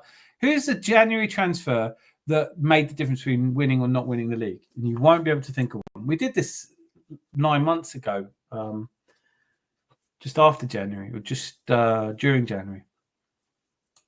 No Arsenal fan. No, Arsenal don't. MK Dons might, though. MK Dons need more than a manager. Doncaster definitely do. Chat's prejudiced against Scott's Nate. No, they're bloody not. League 2 ain't going to win itself. 100% boxed. Semenyo, yeah. Let's get him to Bristol City. Get 10 million from that sale if he goes. Do they really? Do Bristol City really get 10 million from that? Well, I hope it happens then. I really like Semenyo. I just don't think he's happening in January. He's put it in about 10 times. He doesn't know how to shut up. That's it. He's AI. Mate, he may be A, but he ain't I. Hear me out. I'll show you out with a virus. Hear me out. Very envious of your intro tune. Yeah, he's everyone deserves a tune like Hawkins. That was one of the first ones as well. Melina's got a tune. There's the Legends tune where there's a few of you in it. Why do modern fans think the transfer market's the answer to anything? I don't know. It is a little bit like Topps I always say Panini stickers, but they want like it is FIFA 26. You get best players and they play really well. Don't worry about harmony, squad balance, or if there's one thing that's shown, you don't just go out and buy all the Galactico players and win instantly. Isn't it Liverpool this season going out there, buying every player everyone else wanted, not quite sure how to fit them all together? And, you know, I'm not trying to be cruel. It's just that I am, and so it comes out. It's such a small-minded attitude. Buy someone, sack someone. You know, it's like, make America great again. Like, okay, you're the only person who knows this stuff, Luca. You're so smart, and the rest of us are so stupid. You must get so frustrated every day. Why can't everyone else know? We just need to go and sign Semenyo. Why doesn't Andrea Berta know what you know, Luca? I bet you wish he was at Doncaster. Just don't want warm people if we don't win league. Well, fuck off. You really start. One snap your butt like a breadstick. I'm telling you, like on the very day I said I don't block people, you're here doing this to me. I know. Where's Idris? Well noticed. Hope he watches some catch up. Idris, you're missed. Zanzi, you're missed. Red Eye Gooner. God knows when you're going to have a job that lets you come back. Chalkers. There's so many people that make up the Adams Arms community. It's like a real pub. There's people who are here all the time, and there's people who whoop in, and you enjoy their company all the more for it. Hear me out. Donny's forever. Huber Mendy is a rather good intro. It is a rather good intro, if I do say so myself. But I hardly ever get to play it all the way through. It does get really good, actually. Hear me out. I love pizza. You know, Jose, like one of my absolute missions is to go around New York and find what I think is the best pizza. I'm desperate to. There's a place in Brooklyn. They have a place in New Jersey as well called Crispy, and I just have to try. I have to try one of these pizzas. I think a New York slice for me, absolutely. Making myself hungry. It's a brand new, hot off the press 2023 news repeated. I felt bad for him on Tuesday when people said, don't just paste the same thing. It's spamming. And he's just such a great guy. Idris, we miss you. And Vex AJ, hello, long time no. Hey, do you know what? I'm really glad. Oh my God, pizza is smashing. That's the sweetest way of putting it. Oh, it's smashing. Is it because you've got a Lorraine Kelly? That's the sort of thing she'd say. Do you love pizza? I love pizza. It's smashing. So many people leaving Arsenal Fan TV. I wonder why. I was shocked. James Bayliss is gone now. Turkish is gone. It's starting to look a bit like outside London Stadium when Arsenal are playing West Ham at half time, isn't it? I'm sure Don's still doing all right. Robbie Lyle, for me, I know he has his detractors. I'm not here to change anyone's mind. You like who you like. You don't have to like who I like, right? But I really like Lyle, Robbie Lyle and his brother, whose name I never, ever remember, Laurie, right? I think they're bloody...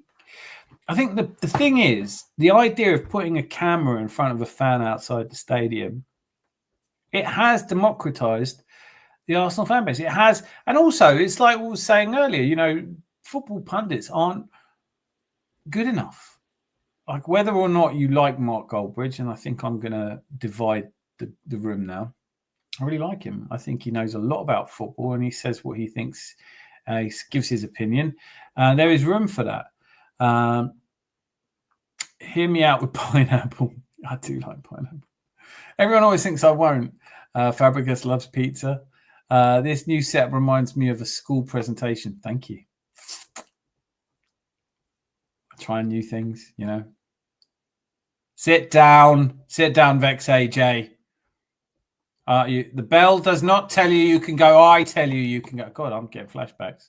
I enjoyed that a bit too much. I think I'd have made a bloody good teacher. I just didn't know enough to teach. So Alex hates pizza. Okay, hear me out. Pineapple is good on pizza. It is. I think a lot of us agree with you, mate. FTV is finished. But what finished it? What's wrong with it? James Bayliss, I really liked. I'll tell you who else has left. Graham's left. Who is left? There's some new people on there, but they're making a lot of the Yardman footage. I mean, where did anyone else see it? Or was it just me? This will be clipped up for Top Gooners for the full Irish. And may I just say, can I have beans with my full Irish, please? Because it's not supposed to be. I think. Anyway, fucking shit.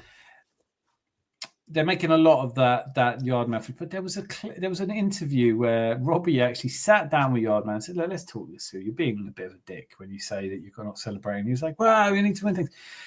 But then if you thought the opinion that you shouldn't celebrate us beating West Ham was silly, and I happen to feel like it's a stupid thing to say, and I'm not twisting his words, that is what he said. What about when Yardman said he'd rather win the Europa League than the Premier League because he doesn't want other fans to be able to sing Champions of Europe, you'll never sing that? There's so much wrong with that. I can't even fathom.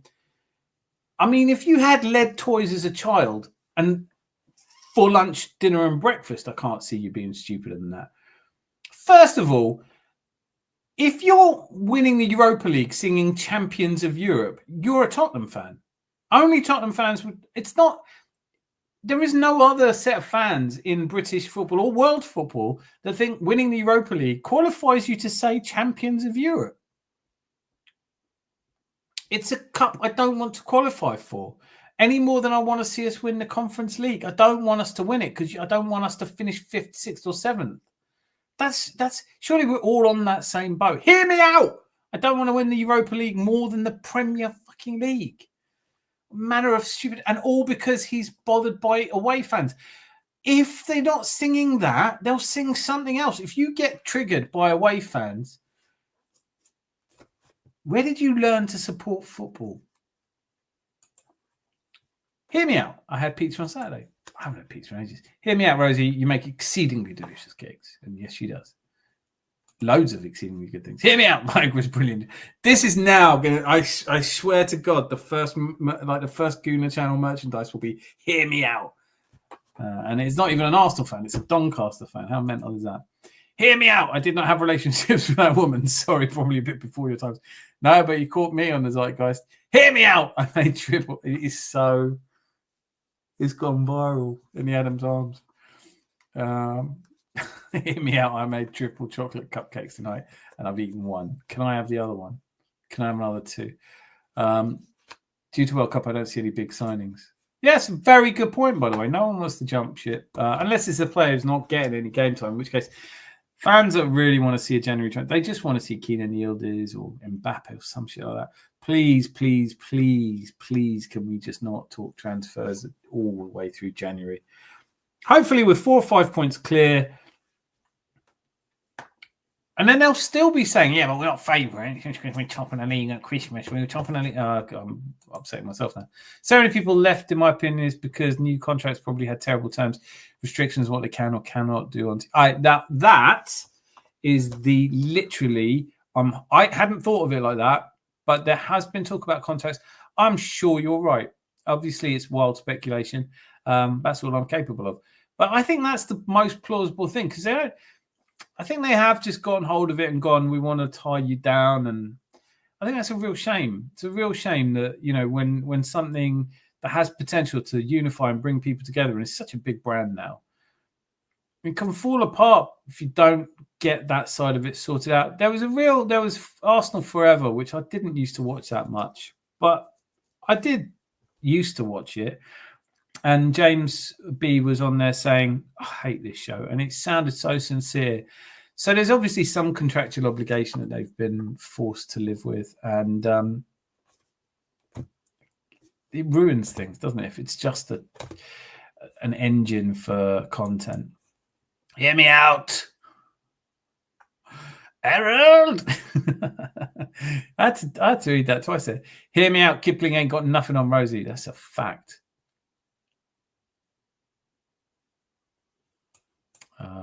This chat tonight creasing me up. Yeah, I'm loving it tonight. I tell you what, it's always that when you're not expecting it, isn't it?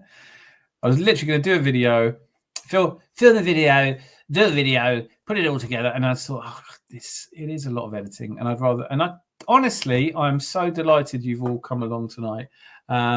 Last time I looked, I did say this at the beginning of the show as well. We were up to 1,800, and I was really excited to be able to come in here and talk about the fact we were on 1,831 subscribers, and then somebody went to 1,832, 1,931.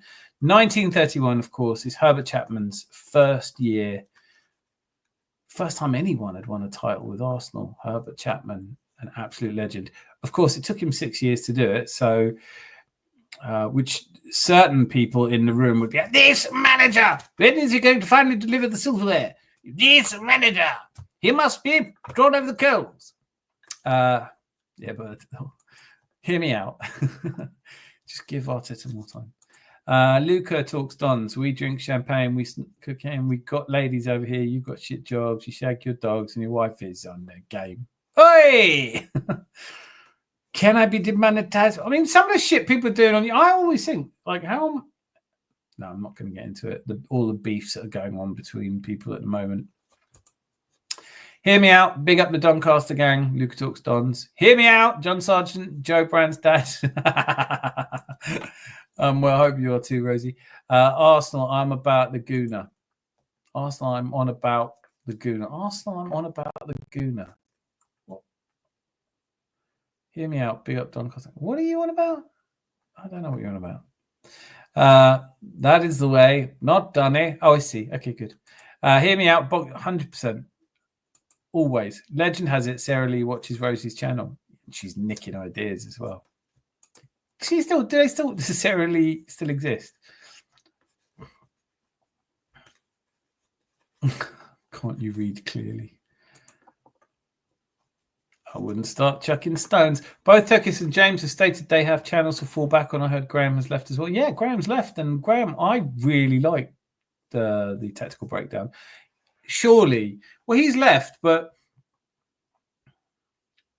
I don't know if he was ever like, I don't know how it works. I've never been on AFTV, paid or otherwise, so I have no idea how it works. But Jose, I honestly think you're onto something with the contracts, because for it all to happen at once, you got a real feel that, you know, AFTV are trying to protect their brand, make sure what people can and can't say on there.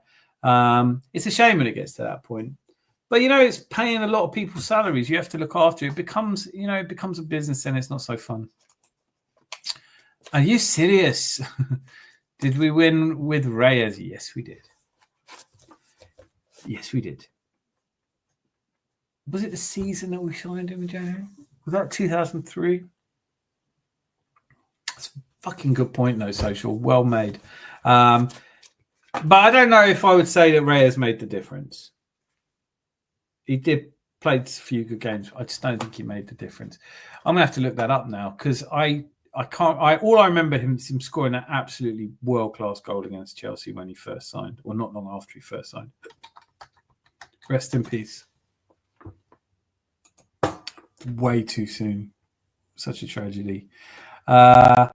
Yes, he did come in 2004. Yeah, but to be... Do you know what? That's such a good... You've done... I thought it was impossible, but you've done it. Well done, you. But let's have a look. How many games did he actually play? He played 13 games, scored 2 goals. I am a huge Jose Antonio Reyes fan. I'm not going to sit here and say he didn't make a difference in winning the league. He quite obviously did. But he's... Even if he did, he's the only one, isn't he? Markets change every year, depends on who's available. Oh, stop saying "go get me," Luca. Neither of these are going to Doncaster, mate, and no one's getting. This is the problem with young people. Now, this is the problem with young people. It's all me. No one gives a shit what you want. Do you know what I mean? You're not. If you were Luca Kroenke, I'd be a lot nicer to you, mate. Married to the wall, Mark. Hear me out. What's AFTV? Who? If you really don't know who AFTV are, I want to hug you. Not in a sexy way. The squad is already good enough to win major honours without transfer. There's a point where it's just never happy. That's all they know how to do is go, I want another transfer, I want another transfer, I want another transfer. There's no actual sense talking to them. Hear me out. What I've tried to hear me out. I've tried the new Viagra eye drops. They make me look well. That's such a shit dad joke, but I love it. Luca, let's keep it respectful. I thought he was. I mean, can we also keep it sensible? No, we can't.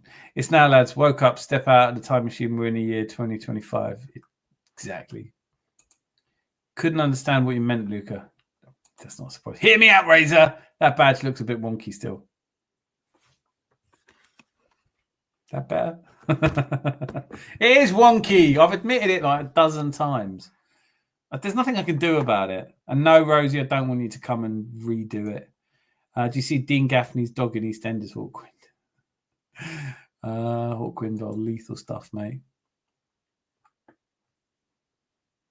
Right. PSG got rid of the stuff. Do you know what? It really is going to screw young people's heads when you go Kylian Mbappe on silly money at Paris Saint-Germain alongside Neymar and Messi. They had the best front three you could possibly have put together in world football, and they paid for it, and they paid through the nose for it, and they didn't win the Champions League. Off goes Neymar, off goes Messi, off goes Mbappe, the last to leave. Mbappe goes to Real Madrid, who like a shoe-in for the Champions League. Win it the season he goes there. What happens? This big transfer. Real Madrid drop off. Paris Saint-Germain win. Only really small-minded people think the world is as simple as buy really big, expensive players and then... But, you know, they're never wrong and they're never quiet. My intro music would be Steptoe. Right, Cole, you're on. All right, I can't actually do the step-tone music. I'm going to do an approximation of it. This is what happened. I had all these intro songs. I had one for Jose, I had one for Zanzi, and then I realized I can't use them because you get copyright strikes. Although not that this stream is monetized today. This is just a freebie.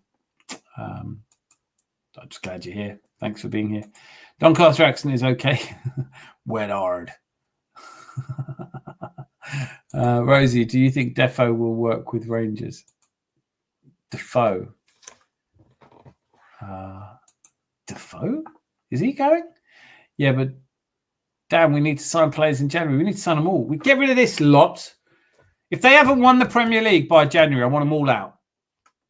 And get Real Madrid. We're the biggest club in the world. Why wouldn't we be able to get? We should tick our fingers and get Real Madrid like that. This fan base.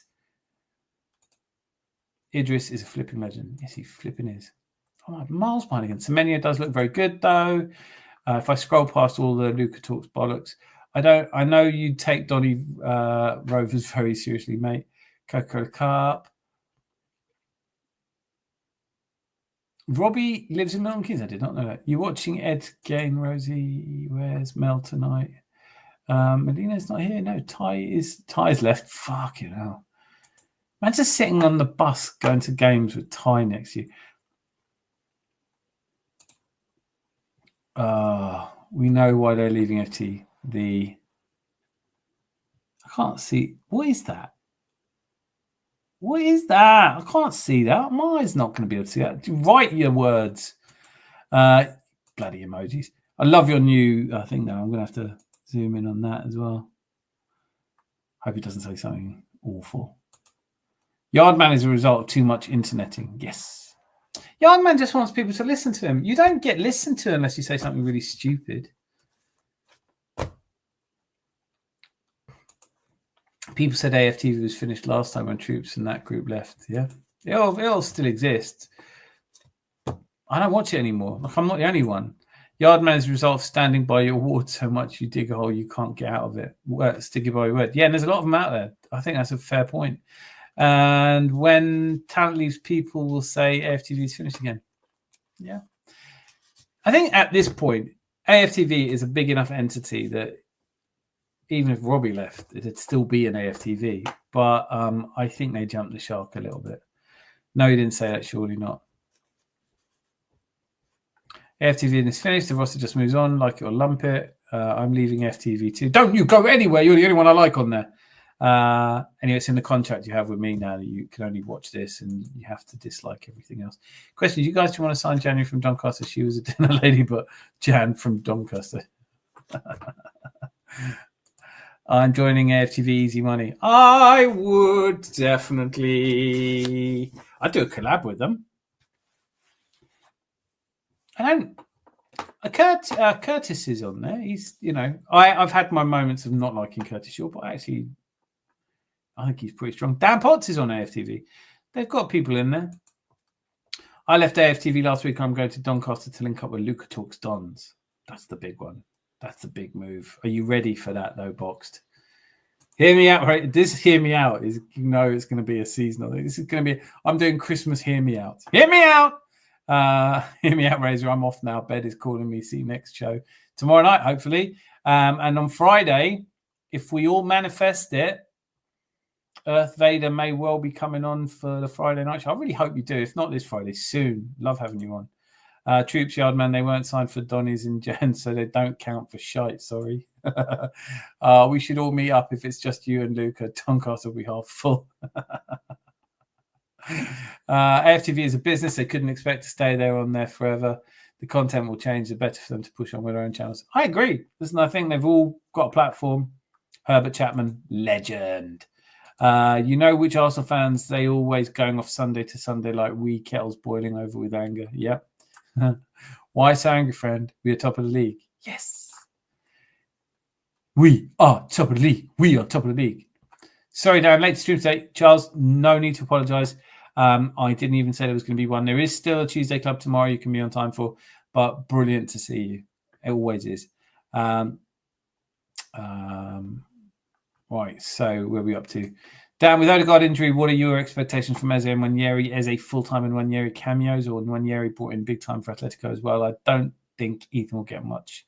I think he will, just because I'd like your point is excellently made. That there's my gut feel is that it has to be Eze. But Nwaneri's a great off-the-bench player, and all these people saying he's not getting enough game time, I don't know, man. Like, it's a good squad. This is what happens to good squads. You've got to fight for your place. Miles has come in a few games. If you don't grab it with both hands, you aren't going to stay there. Calafiori didn't look like he was going to get a sniff. Pre-season, Miles Lewis-Skelly didn't play that well. In comes Calafiori, and let's be honest, he's looked solid. He's had his moments, but he's looked solid. Time's coming. I think if it was me, I'd be playing Eze as much as I possibly could because he is such an exciting player. Zubimendi, Declan Rice, and Eze, Martinelli, Trossard. Am I warming to Trossard again? I think I might be. Trossard, Martinelli on the left, Bukayo Saka. This is interesting as well. This whole show, I've said I wasn't going to mention him again. But Shane Guna had been going on and on about how Bukayo Saka was done. He was injured. That was it. He was never going to be good. See his goal for England. It's not bad for a player who's done. Rest in peace, Reyes. He did make the difference, raise the level of the squad. Let's hope Madueke does the same. Reyes bulked up the squad and made those around him raise their game. You could see it. Yeah, I'm not going to disagree with you. I'm not disagreeing with you because I loved him.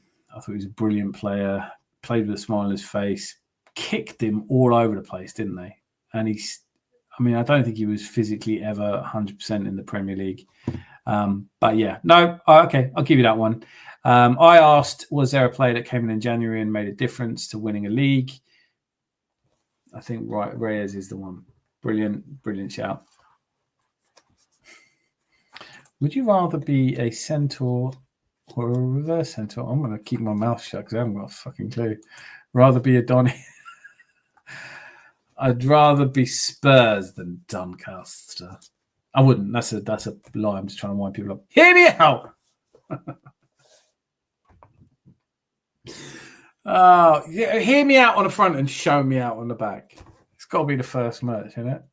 Charles, my vibe is that Arteta is looking for something in training which Ethan is not yet bringing. I would say that's a good shout.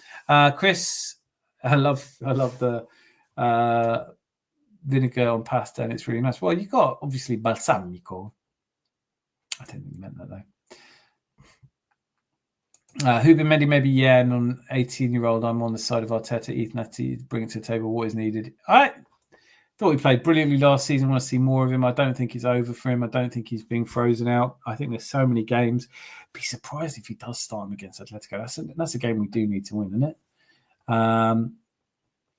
Thoughts on Sweden's star attacking duo going down in the last 5 matches?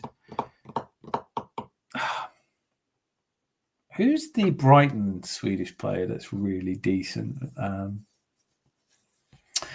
Listen, I think Klaas's permanent form is temporary. Alexander Isak just hasn't had a pre-season. He'll come good. And Gyökeres is one of ours now, so obviously I hope he does. Those that want to sign as many players as Ash Ketchum has Pokemon. Don't know what that is. Sorry. I am watching the Apothecary Diaries, though, so stick with us.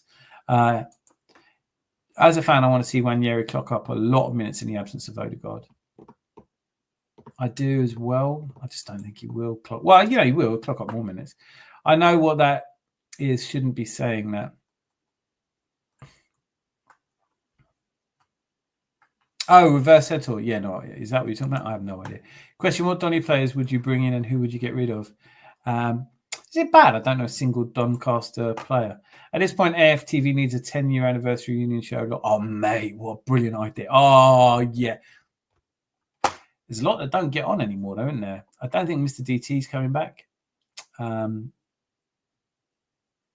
was talk of... Oh, there's been enough talk of boxing matches already. It's a lot of people to employ.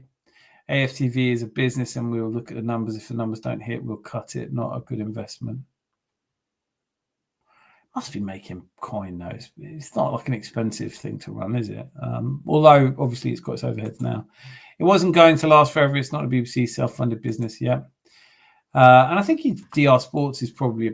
You see this, actually. I noticed Henry Reid's tweets. This is what I call it now because of one of you, and I can't remember. Let me know in the comments if it was you that said that first, because I've never forgotten it. Bloody funny. Henry Reid's tweets. Even he has a second channel. I have thought about it, maybe, because it's difficult. Whenever I do a video about like another team at the Gooner channel, it's pretty obvious. Everyone leaves comments going, "You're just biased." I'm sorry. Yeah, I am. You'd make too much sense on FTV, Dan. Robbie, well, I'd probably have it in my contract. Dan, don't make so much sense. And don't do your Irish accent. Robbie also has AFTV and DR Sports to run. It ain't cheap businesses to run. Relatively, though. Right, all right. Media content, no, probably isn't now. You're absolutely right. But at the start, it was pretty cheap to run. Got that racist Spurs fan on there. Not a good look. It is a bit dodge, isn't it? I don't think I don't know. I'm all for freedom of speech. I don't like archaeologically digging back through someone's past, and I'm certainly not calling anyone racist. I think that's an awful thing to call someone, because how do you prove you're not? But it just wasn't a good look. Public image. The optics weren't great. Odegaard needs to stay on the sidelines as long as it takes. The club have a bad habit of always rushing players back. I think he get a lot of criticism for it. I'm not sure. I think last season maybe Kai Havertz and Saka came back too soon. I think that's fair, but just so desperate for him, aren't you? If you're in the Champions League against Real Madrid, you are bringing these players in. I hope that Odegaard gets full recovery time. I know very little about the injury he has. I know Zanzi was talking about it on Tuesday. Seemed to know quite a lot about it. Wanyeri and Dauman are in Utes form. Tech time. Yep. Let me try it again. I'll do that in Holloway accent for you. 1 year in down on a Utes, fam. Time, innit? My best council estate voice. Now, I must say, I am from a council estate, and you blended in beautifully. I'm not reading in reverse center. I don't know what the hell that is. Oh no, please, not Shane Gooner. I told you I lost about 2 minutes and was banned. So happy with myself. Warms my heart, really does. What a total James Blunt. Worse than LG, in my opinion. If you watch the show from the beginning, it's because he mentioned me. Yeah, I've made the top Gooner list. I don't have a similar list that I can bless Shane with. He said I looked like Oscar the Grouch. He said I looked like Oscar, a before picture, before Oscar had a bin. So I pulled in some favors with Sesame Street crew that I know. used to be a roadman on Sesame Street. And I asked, and some of you have seen this already, please indulge me. You know, this is a real message from Oscar to Shane Gooner. Oscar's apparently, because I asked him to, he's watched a few Shane Gooners and he's come up with this message for him. Hi, it's the real Oscar here. I've been watching your show a bit lately, see if I could learn something.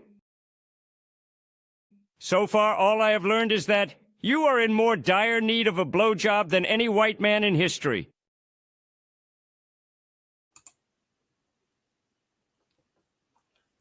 Not my opinions. That's the opinion of the real Oscar.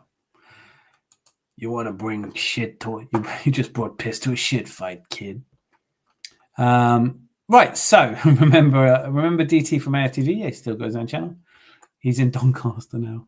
Does Doncaster have a prison? Oops, not doing that. I loved all the Guns Blazing show with Robbie and DT. I haven't watched any yet. I realise I'm not trying out. This is not me saying I don't like AFTV. I just don't watch it.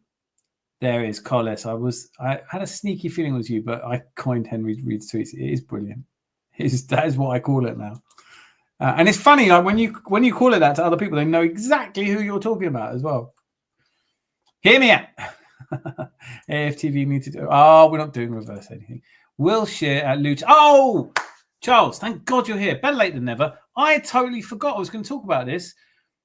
Massive love and respect to Jack Wilshire for taking over at Luton Town. We've got Fabregas at Como, Vieira at Genoa. Le Professeur has his students taking up good jobs and shouting in the mic, students of Grandpappy Scott of Manchester. Yeah, not one of them is a manager of any. I mean, Gary Neville had a go. Roy Keane had a go. That is something, isn't it? Arteta has cultivated a desire in these men to be leaders themselves, and I really love it.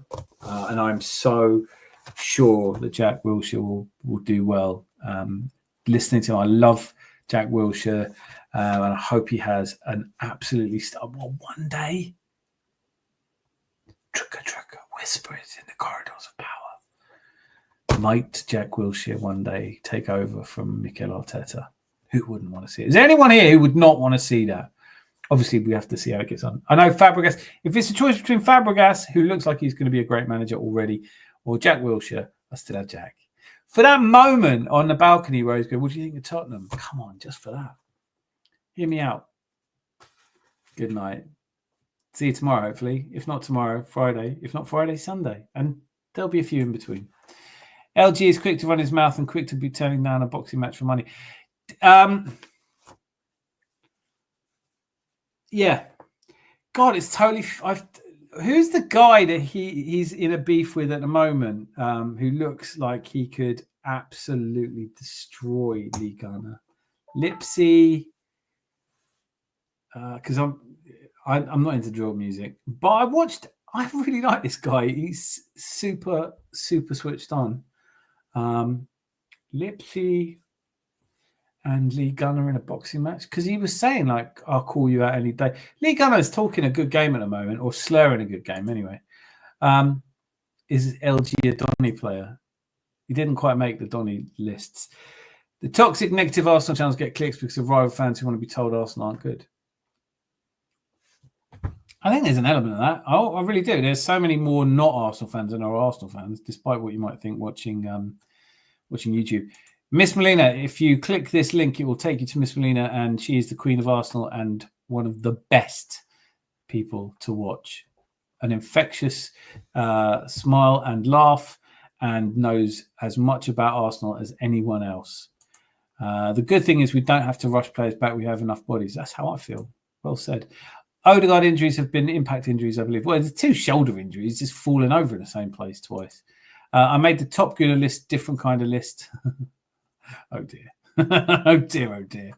Hear me out, though. I don't want Gabby Jesus gone. Oh, do you know what? Like, even in the world of moderates, there is discord and disharmony. I know that this came up on Deluded's channel earlier today, and he was going, however good he is, he still has to go. I'm with you, Boxed. I kind of...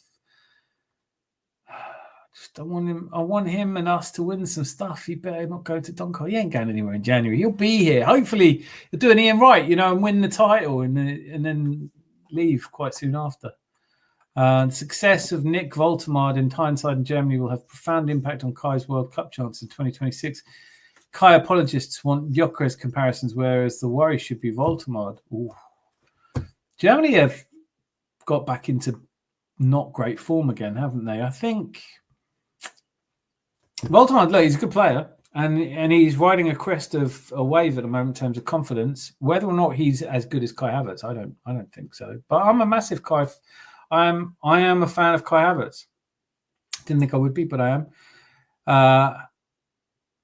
They have no options. I think Box Fresh is right. Germany definitely short of strikers.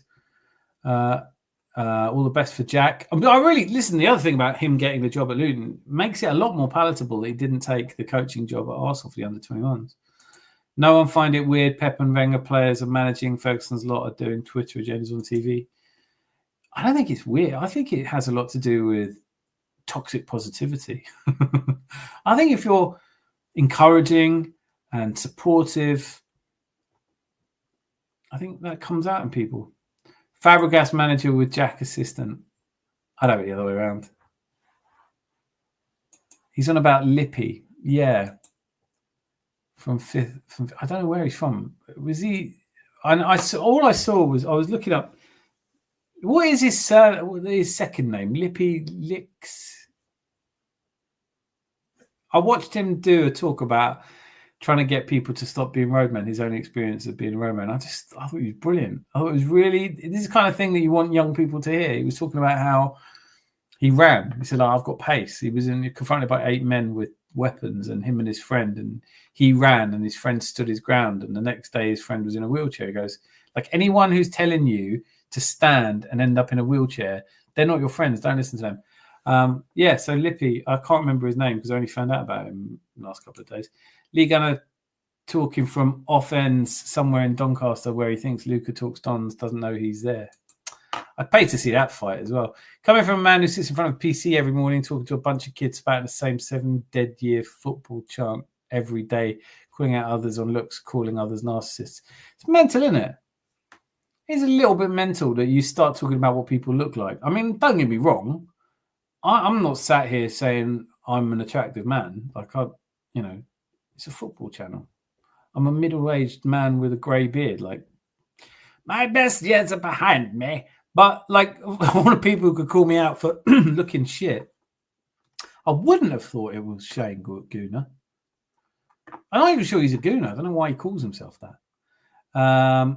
Literally the definition of a narcissist. You couldn't make it up. No, they are. But there are a lot of narcissists. And it's funny, the thing that they talk about in other people is, like, they just want attention, Like, don't deny them their attention. I think Kai's watching from the sides thinking, get me on that fucking pitch, can't wait to have him back. I can't wait to have him back. Definitely different options, definitely something special. 16 likes, it's good for a Monday. I don't see us improving it from now. But Rosie's absolutely right, as ever. And she's in caps lock, so do what she's saying. If you haven't yet, come on. Luca, is that you? Have you been clicking and unclicking? I think Kai's watching from stands is a brilliant comment, and I would be. Kai Havertz is going to play a part in this title if we win it.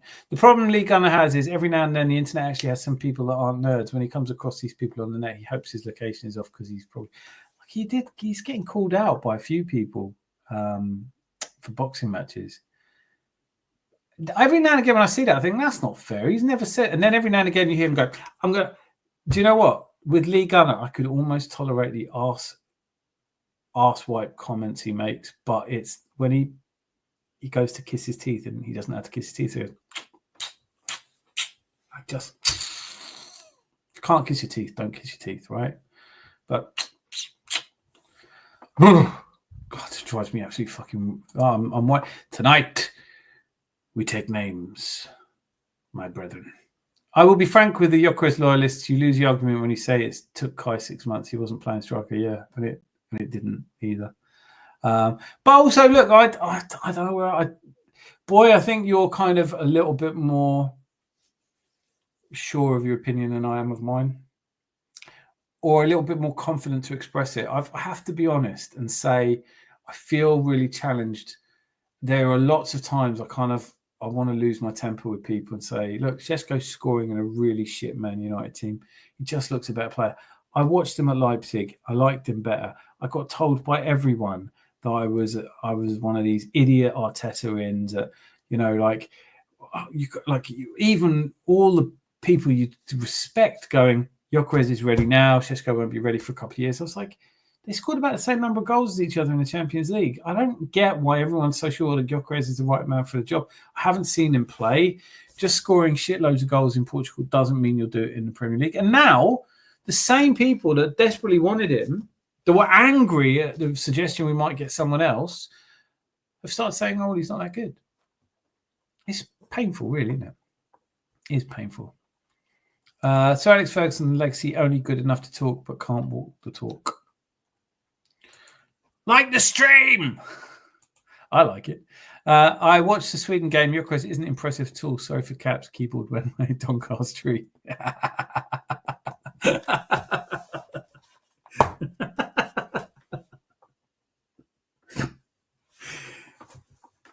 That's going to be a new thing. That is going to be proper Doncaster.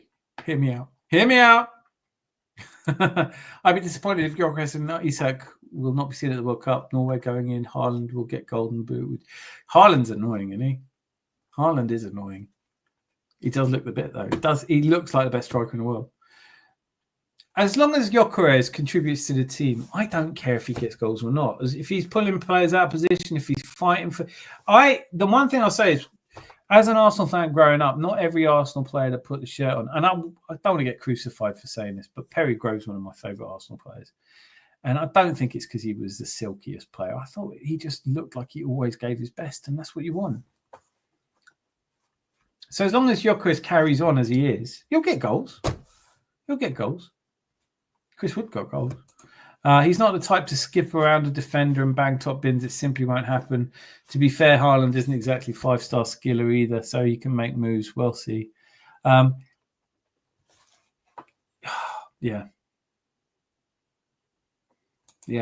What's this? The Adams Arms law has increased tonight. Hey! Evening esteemed landlord, Miss Melina. Make sure you hit like, which we're desperately trying to get over 16. It's stuck on 16 for ages. Brilliant to see you. Thanks for dropping in. We're still doing a show tomorrow, in case you were worried that you've missed the day. Gyökeres is making space for others and occupying defenders. He'll settle. I agree with you, Cole. Gyökeres will start bagging soon. He's getting settled, runs the channels nicely. Nothing to worry about. I'm not worried. Yeah, I agree. Listen, we're all very sober, sensible people, and that's why I love it here. You can have a mad opinion if you want to. Where does it get you? Good evening, everyone. Legends and superstar moderators, which is literally what we have here. I can't believe I've caught up.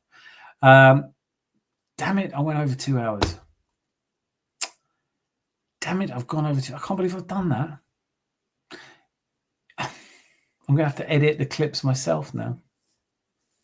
That means they're not happening. Queen of Arsenal on YouTube. Stop it. Stop it. I've got to go soon, though, because I've got to prepare for tomorrow's Tuesday Club. Tomorrow, I think we do a little bit more lighthearted. I'm not going to slag anyone off. I'm not going to get into an online beef with anyone. All of that. Let's just have a good old-fashioned speakeasy tomorrow. Get to know each other a little bit. Something new age. Now that I've been called new age, I feel like I want to own it, inhabit it, really live with it, really dress in it a little bit. And I've got to be up early tomorrow so I can have a full Irish. I'm such a fill in the blanks. Who was worried? Ticket to Doncaster booked. Donny booked. Arsenal. Esteemed and elevated big ups. Massive elevations to you indeed, Miss Melina. I'm not sure of my opinion, Dan. I just don't ignore the optics. As I was saying it wasn't that I was trying to say you were sure of your opinion. What I think I was trying to get across was like I might think something and feel like I can't really say it yet. I don't. But that's why I don't really offer. I haven't done a video about my predictions for the Premier League. At the start of the season, I predicted Man City. But the reason I didn't make a video out of it was because how can you say at the start of the season you don't know what's going to happen? You don't know what weird black swan shit's going to keep us from winning the league. But I think where you get to Christmas, that's when I usually do my predictions because you've seen enough of the teams, you have a little bit more idea. The more data you have, the better your predictions can be. But a lot of people just want to be the first. It's, I told you. I think it's going to be either Arsenal, Chelsea, Liverpool, Man United, or Man City. I told you. And I'm like, who cares? If you're the sort of person, there's so many people the same. This is the other thing about YouTube, right? When it's not people just needlessly being nasty to each other. There's a lot of people that are desperate to ask the same fucking question. One of the reasons that Luca just was persona non grata here for so long was because he asked the same question over and over again. He said, do you think we should take the manager? Do you think we should take the manager? It's like, if I answer it once, why do you keep asking me it? Like they ask you a question, you disagree, and then they ask you a question again. Like, this is not good debate anymore. None of us know who's going to win the league, but presumably if you're an Arsenal fan, you will want Arsenal to win the league. I'm not 100% sure of that anymore, but that used to be how it worked anyway. We are all Arsenal. Come on, you Gunners. Absolutely, Miss Molina.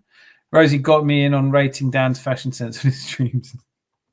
Too late. I'm Oscar the Grouch. There's nothing tops that. Lee Gunner and Lippy as special guests. I'd have Lippy on. What is his? Oh, I'm going to have to look at it. You're making me look this shit up now. It's in my history. Hang on. No, he's really brilliant. But for some reason, he's gone in on Lee Gunner. And Lee Gunner's offered him a fight. And like, I don't think anyone thinks that would be a fair fight. Do they? Where are we? God, I watched a lot of shit so far. Lippy Lick Shop. That's it. How did those two get in a beef? Is next level stupid, isn't it? Lee, do yourself a favor. Run! Run while you still can. Live from Doncaster Arena. Fresh Trip. You feeling better, mate? Where's Fresh Trip? He's not here. Oh, you mean Box Fresh? I was going to say. Boyd India is saying Gyökeres looks shit. He did, let's be frank. He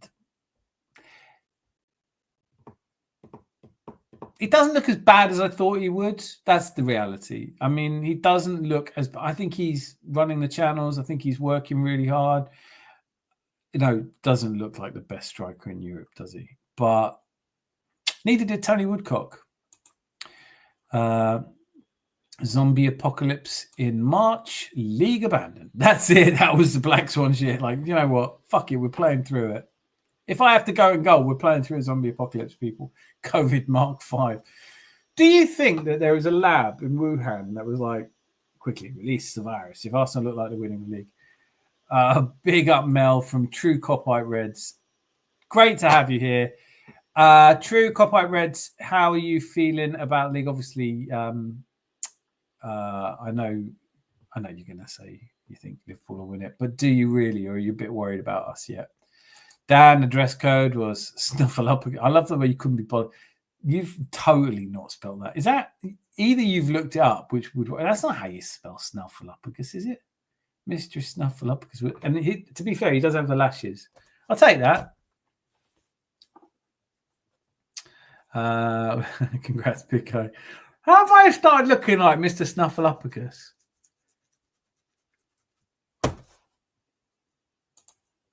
True copy rotator wouldn't hope you're well, young man. Oh no, Gyökeres didn't have a great game. Shut the shop, selling now, waste of money. We'll sell him in January. Hear me out. Oh, damn it, Rosie. I thought it said snarf from Thundercat. Snarf. I look more like Snarf than I do Mr. Snuffleupagus. Don't I? I don't look anything like Mr. Snuffleupagus. I mean, I just don't. But I don't think I look that much like Oscar the Grouch. To be fair, Sweden looked crap in general, Isak included. Really, guys, only a Black Swan event can stop us now. Alien invasion or something.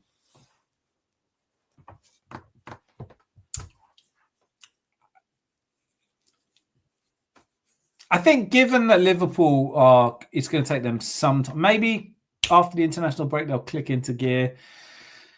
And if they do, they might run away with it because they have got Isak and Ekitike and Florian Wirtz, Mo Salah. I don't think that's going to happen, but it could happen. That's not a Black Swan event. That's just shit coming together. I mean, do I think if there are some games coming up that I think will win. Like I said, that I was criticised for.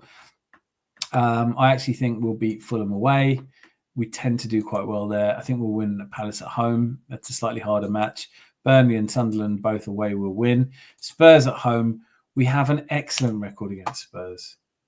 I'm happy to say I'm predicting that we will win the next 5 games in a row, which includes Brentford at home. So, sorry, what am I talking about? That's 7 games. My bad. So I'm saying Fulham away, Palace at home. I've actually predicted a draw at home to Palace. But then Burnley, Sunderland, Spurs, Chelsea, Brentford, and that's 5 games in a row that we win.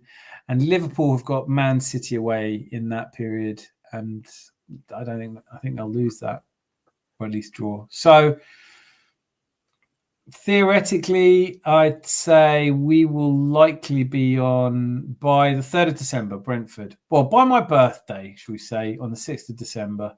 My birthday's on the 11th if you want to start saving up. I think we'll be on 36 points, 15 games played. Really strong position. I think Liverpool, by contrast, will be on 35 points. So still be close. Gyökeres is only as good as the service he gets. I don't know. I don't know. That's just a thing that we say about strikers all the time, isn't it? They're not scoring. It's somebody else's fault. He hasn't had a lot of shots. He hasn't been in the right position. I could blame Arteta for that. He hasn't had the service. But the Fulham game is going to be really interesting, isn't it? Yeah, but no. Hear me out! You've always looked more than Snuffleupagus and Razor. Okay, I'll take that. I quite like Snuffleupagus. What? He was just a very slow guy, wasn't he? I have 3-legged orange tiger cat named Snarf. Beautiful. Snarf! It was just brilliant. Liverpool clicking into gear is not an argument. We haven't clicked into gear. That's fair. I'm just saying that it's not a Black Swan event either. Them really finding form, Isak banging goals, Florian Wirtz pulling the strings, Frimpong Kirke's not looking like they're just shit. Kanate suddenly realising that he does. Maybe they'll bring in Gahey in January. It's still close, right? We may be strong. I don't think it's ours. I don't think it's in the bag. It's probably fair to say it's ours to lose and all those things, but I don't know. Ekitike, tell me the truth. Had his haircut. Is that the one that wants to murder everyone, Jose? Oh, the cat that was. I was going to say, Snarf doesn't. Anyone for noodles? Always. I had noodles. That was my lunch today, noodles. I would understand if we were caning teams 5-0 weekly and we were only a point clear, but we aren't playing well either. No, it's true. It's true. All I'm saying is, well, just to be clear, not that I think even if Liverpool click into gear, we could still win the league, but it isn't a Black Swan event if Liverpool start playing really well and it's really close and we throw away a game and they don't, Could they grind out loads of results? I don't see it. I don't think that's what's going to happen. Also, let's not sleep on Man City just yet. Bright House on the Rocks. Brilliant name. That's a brilliant name. Really glad to see you here. Make sure you're clicking like and subscribe. Hello, fellow Gooners. Fulham away is not an easy fixture. We don't have a great record there. Aha! In the last 5 years at Fulham away, we have accumulated 10 points. So our exact record, Fulham away, is draw, loss, win, win, win. So it isn't a bad record. Our average points per trip to Craven Cottage is 2, which puts in a category where it's fair to think we'll win. I think we'll win. Could be a draw. God knows if it's a draw and Liverpool win their game against Manchester United, which you have to be super and wildly optimistic to think that Man United are going to do anything but lose at Anfield. But if Liverpool win and we draw, and it'll be, I told you they weren't favourites, because we'll have that silly conversation. But yeah, no, I agree with you. We don't have a great record there. Is a part I don't agree with. We do have actually quite a good record there. Lost 1, drawn 1, won 3 is a good record. Always box fresh. Noodles, always. No, that's Black Cat, Callipee, Rosie. Hear me out. Nope, it's Fraser. Welcome, sir. Dan, you are a legend. Thank you for tonight. Hear me out. It's going to make me laugh every time I hear it. I just love that we've all come up with this little silliness. Hear me out before you're gone. Great stream as always. Love it. Thanks for being here, man. Absolutely delighted you were here. So hopefully see you tomorrow. We're on tomorrow, we're on Friday, and we're on Sunday, and there'll be little bits and pieces in between. Keep your bell notifications turned on. Fulham, Crystal Palace, and Brighton will be tricky matches. Can't underestimate them. Can't underestimate anyone. This it's really funny. Went down a real rabbit hole, looking up stats. I love data, crunching data. One of them was, do runners-up ever catch up? A number of times that runners-up have actually gone on to win. So obviously there has been done before that a team that finished second 3 times in a row has won. Obviously it was us. But we'd won the year before we were runners-up 3 times, so it's slightly different. But there is a really interesting number that I've started crunching, which is, this is total geek. And sometimes when you come up with a theory and you try and do the statistical analysis to see if it's true, you end up finding out that it's not. But it's the T3T number, I'm calling it. And it's the total number of points of the top 3 teams, to give you some kind of indication of how easy or difficult a league is to win. Because you can win a league by being outstanding and get 100 points. You can also win a league. And I'm not salty Arsenal fan. I'm not saying Liverpool didn't deserve to win last season. The only way you win a Premier League is by deserving to win it. But Liverpool finished on 84 points, which wouldn't have been enough to see them finish second the year before. So if you add up the total number of points in the top 3 teams, it gives you some indication of which has been the easiest season and which has been the hardest season. And one of the reasons that the T3T number will be shorter is because so many other teams are in the running. So Crystal Palace, not a tough side to win. The number of points in a league condenses down when you have a better distribution. I think Crystal Palace, the teams you've mentioned, Fulham, Crystal Palace and Brighton, are more than competent to beat us. Obviously, Brighton isn't a league game. So, all right, we all don't get me wrong. I don't want us to lose I really don't want us to go out of the League Cup. But, if you had to lose one of those games, you're picking the League Cup, aren't you? I don't know if that's fair. Gyökeres is technically terrible, to be honest. I think he's terrible technically, but is he technically terrible? My chat member of the evening is Box Fresh. Yeah, I think that's fair. There's been a few, though. I think you've all been wonderful. Hear me out. That's definitely, I don't care what anyone says. That's our merch. Hear me out, show me out. 7 games in, no one's in gear. Yeah, that's true. Crystal Palace, there's no one undefeated, just 7 games in. My chat member this evening is Luca from Doncaster Rovers. He's so Donny. Red and White Army, he doesn't even need to change clothes. Right at home in a barber shop. Bright House on the Rocks, on the Bricks. That Brighton game, Caribou still will be interesting. Yeah, will be. Boxton Rosie, share the title this evening. It's a Community Shield draw. Aww. Be careful, Dan. Shane will use this line of reasoning. I'm already ready. Do you know what I mean? I'm in the top Gooners list now. You better put me in every day. It's driving a lot of traffic to the channel. Full Irish. Did he used to be a cook or something? Because even a picture of his breakfast looks like an anemic, shitty mess. Let's be real. she sets a standard, but appreciate the mention. She does. She does. Terrible technically is what it is. Yeah. Listen, we knew we weren't signing a Brazilian. Like, I like his attitude. I love his energy.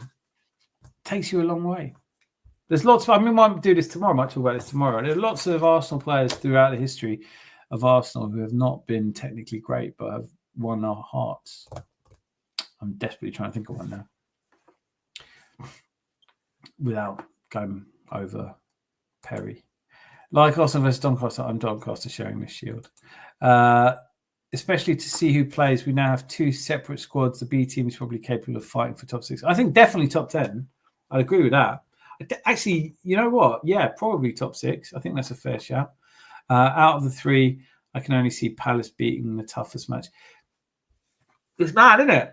This Palace side under Glasner, but then I did see that Glasner looks like he might not be staying. Oh, Julio Baptista. Yes. Yes. Very well said. Well, that game, did he score 3 in a game once? Am I making it up? 3 or 4?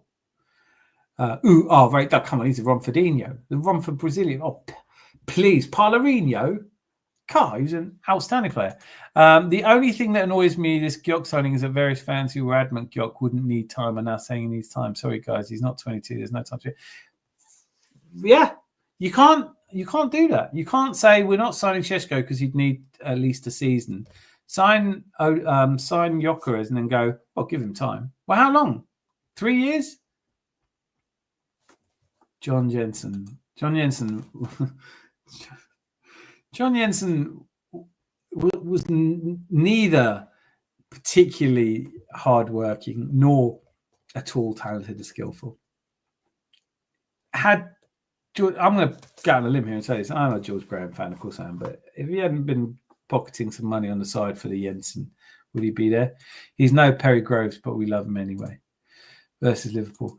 I've been critical of Odegaard, but he was playing good football before his latest injury. Arteta was just starting to use Eze and Odegaard together, which is a shame. Yeah, it is a shame. But, we're talking about a month. He's going to miss 7 games, I think it is. It's still a good sign. He was a forward for Donny, not the actual John Jensen, Jan Jensen, didn't like it. Kolo Toure was legendary. Kolo Toure was built of solid rock. It still pisses me off to see him on the City bench as a coach. He should be at Arsenal. Guys, you've been absolutely wonderful. Absolutely wonderful. In terms of all of the people offering each other out and all of the stupidness, here's what I say. Talk about how you have to embrace the stupid because you can't change how you can't beat them at their own game because the game is stupid. They are the loudest because they are so stupid. They think they are the smartest. They are everywhere. Learn to embrace the stupidity, joy.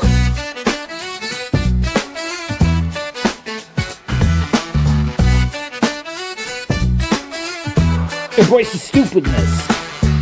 Go embrace the stupid. It's everywhere. Look, there's some. Got to embrace the stupid. But you haven't got to embrace the spiteful. Let's have your glasses, please. Let's have your glasses, please. I haven't got to go to Zanzibar Barbarian for his last thoughts, but he would say it's been emotional. I haven't got Fresh Trip here to ask him what his thoughts are, but he would say, just love everyone in the chat, love everyone. Hey, man, new age. Lord Bentner. Yeah, shit. Just when you think you've forgotten Lord Nicky Bentner. Yeah. Isn't the dinner lady Jan Jensen? The squad has a feel and look of other winners in the past. I hope I'm onto something. I hope you are too. It's all right for us to be positive, though, right now, isn't it? I don't think Arteta's as bad as I worried he would be, and nothing's ever as good as you hope it will be. But we have reasons to be jubilant and cheerful and happy and celebratory until we lose to Fulham. Then we can all go in on the manager and do the whole ranting, raving. Take care, everyone. You're all superstars. Rosie, thank you so much. You are the legend. Fans happy with Odegaard getting injured because Eze will start at Cam is actually really stupid. The only positive I see over the next few weeks is possibly seeing Havertz, Madueke and Odegaard return. Yeah, I think anyone who wants to see a player injured is an arsehole. And I include, sometimes I've caught myself when I'm, like even when Rodri was injured, I was like, nah. Oh, that's why I like you. Cannon Creature, fucking good to have you back. I have wondered where you are. Brilliant to see you. Bright House on the Rocks. What did you change? What's going on? Brilliant to have you here, though. Yeah, no, I have wondered because you miss the regulars when they don't show up. Hope you've been well. I hope you're around tomorrow. We're doing it all over again tomorrow. Bright House on the Bricks.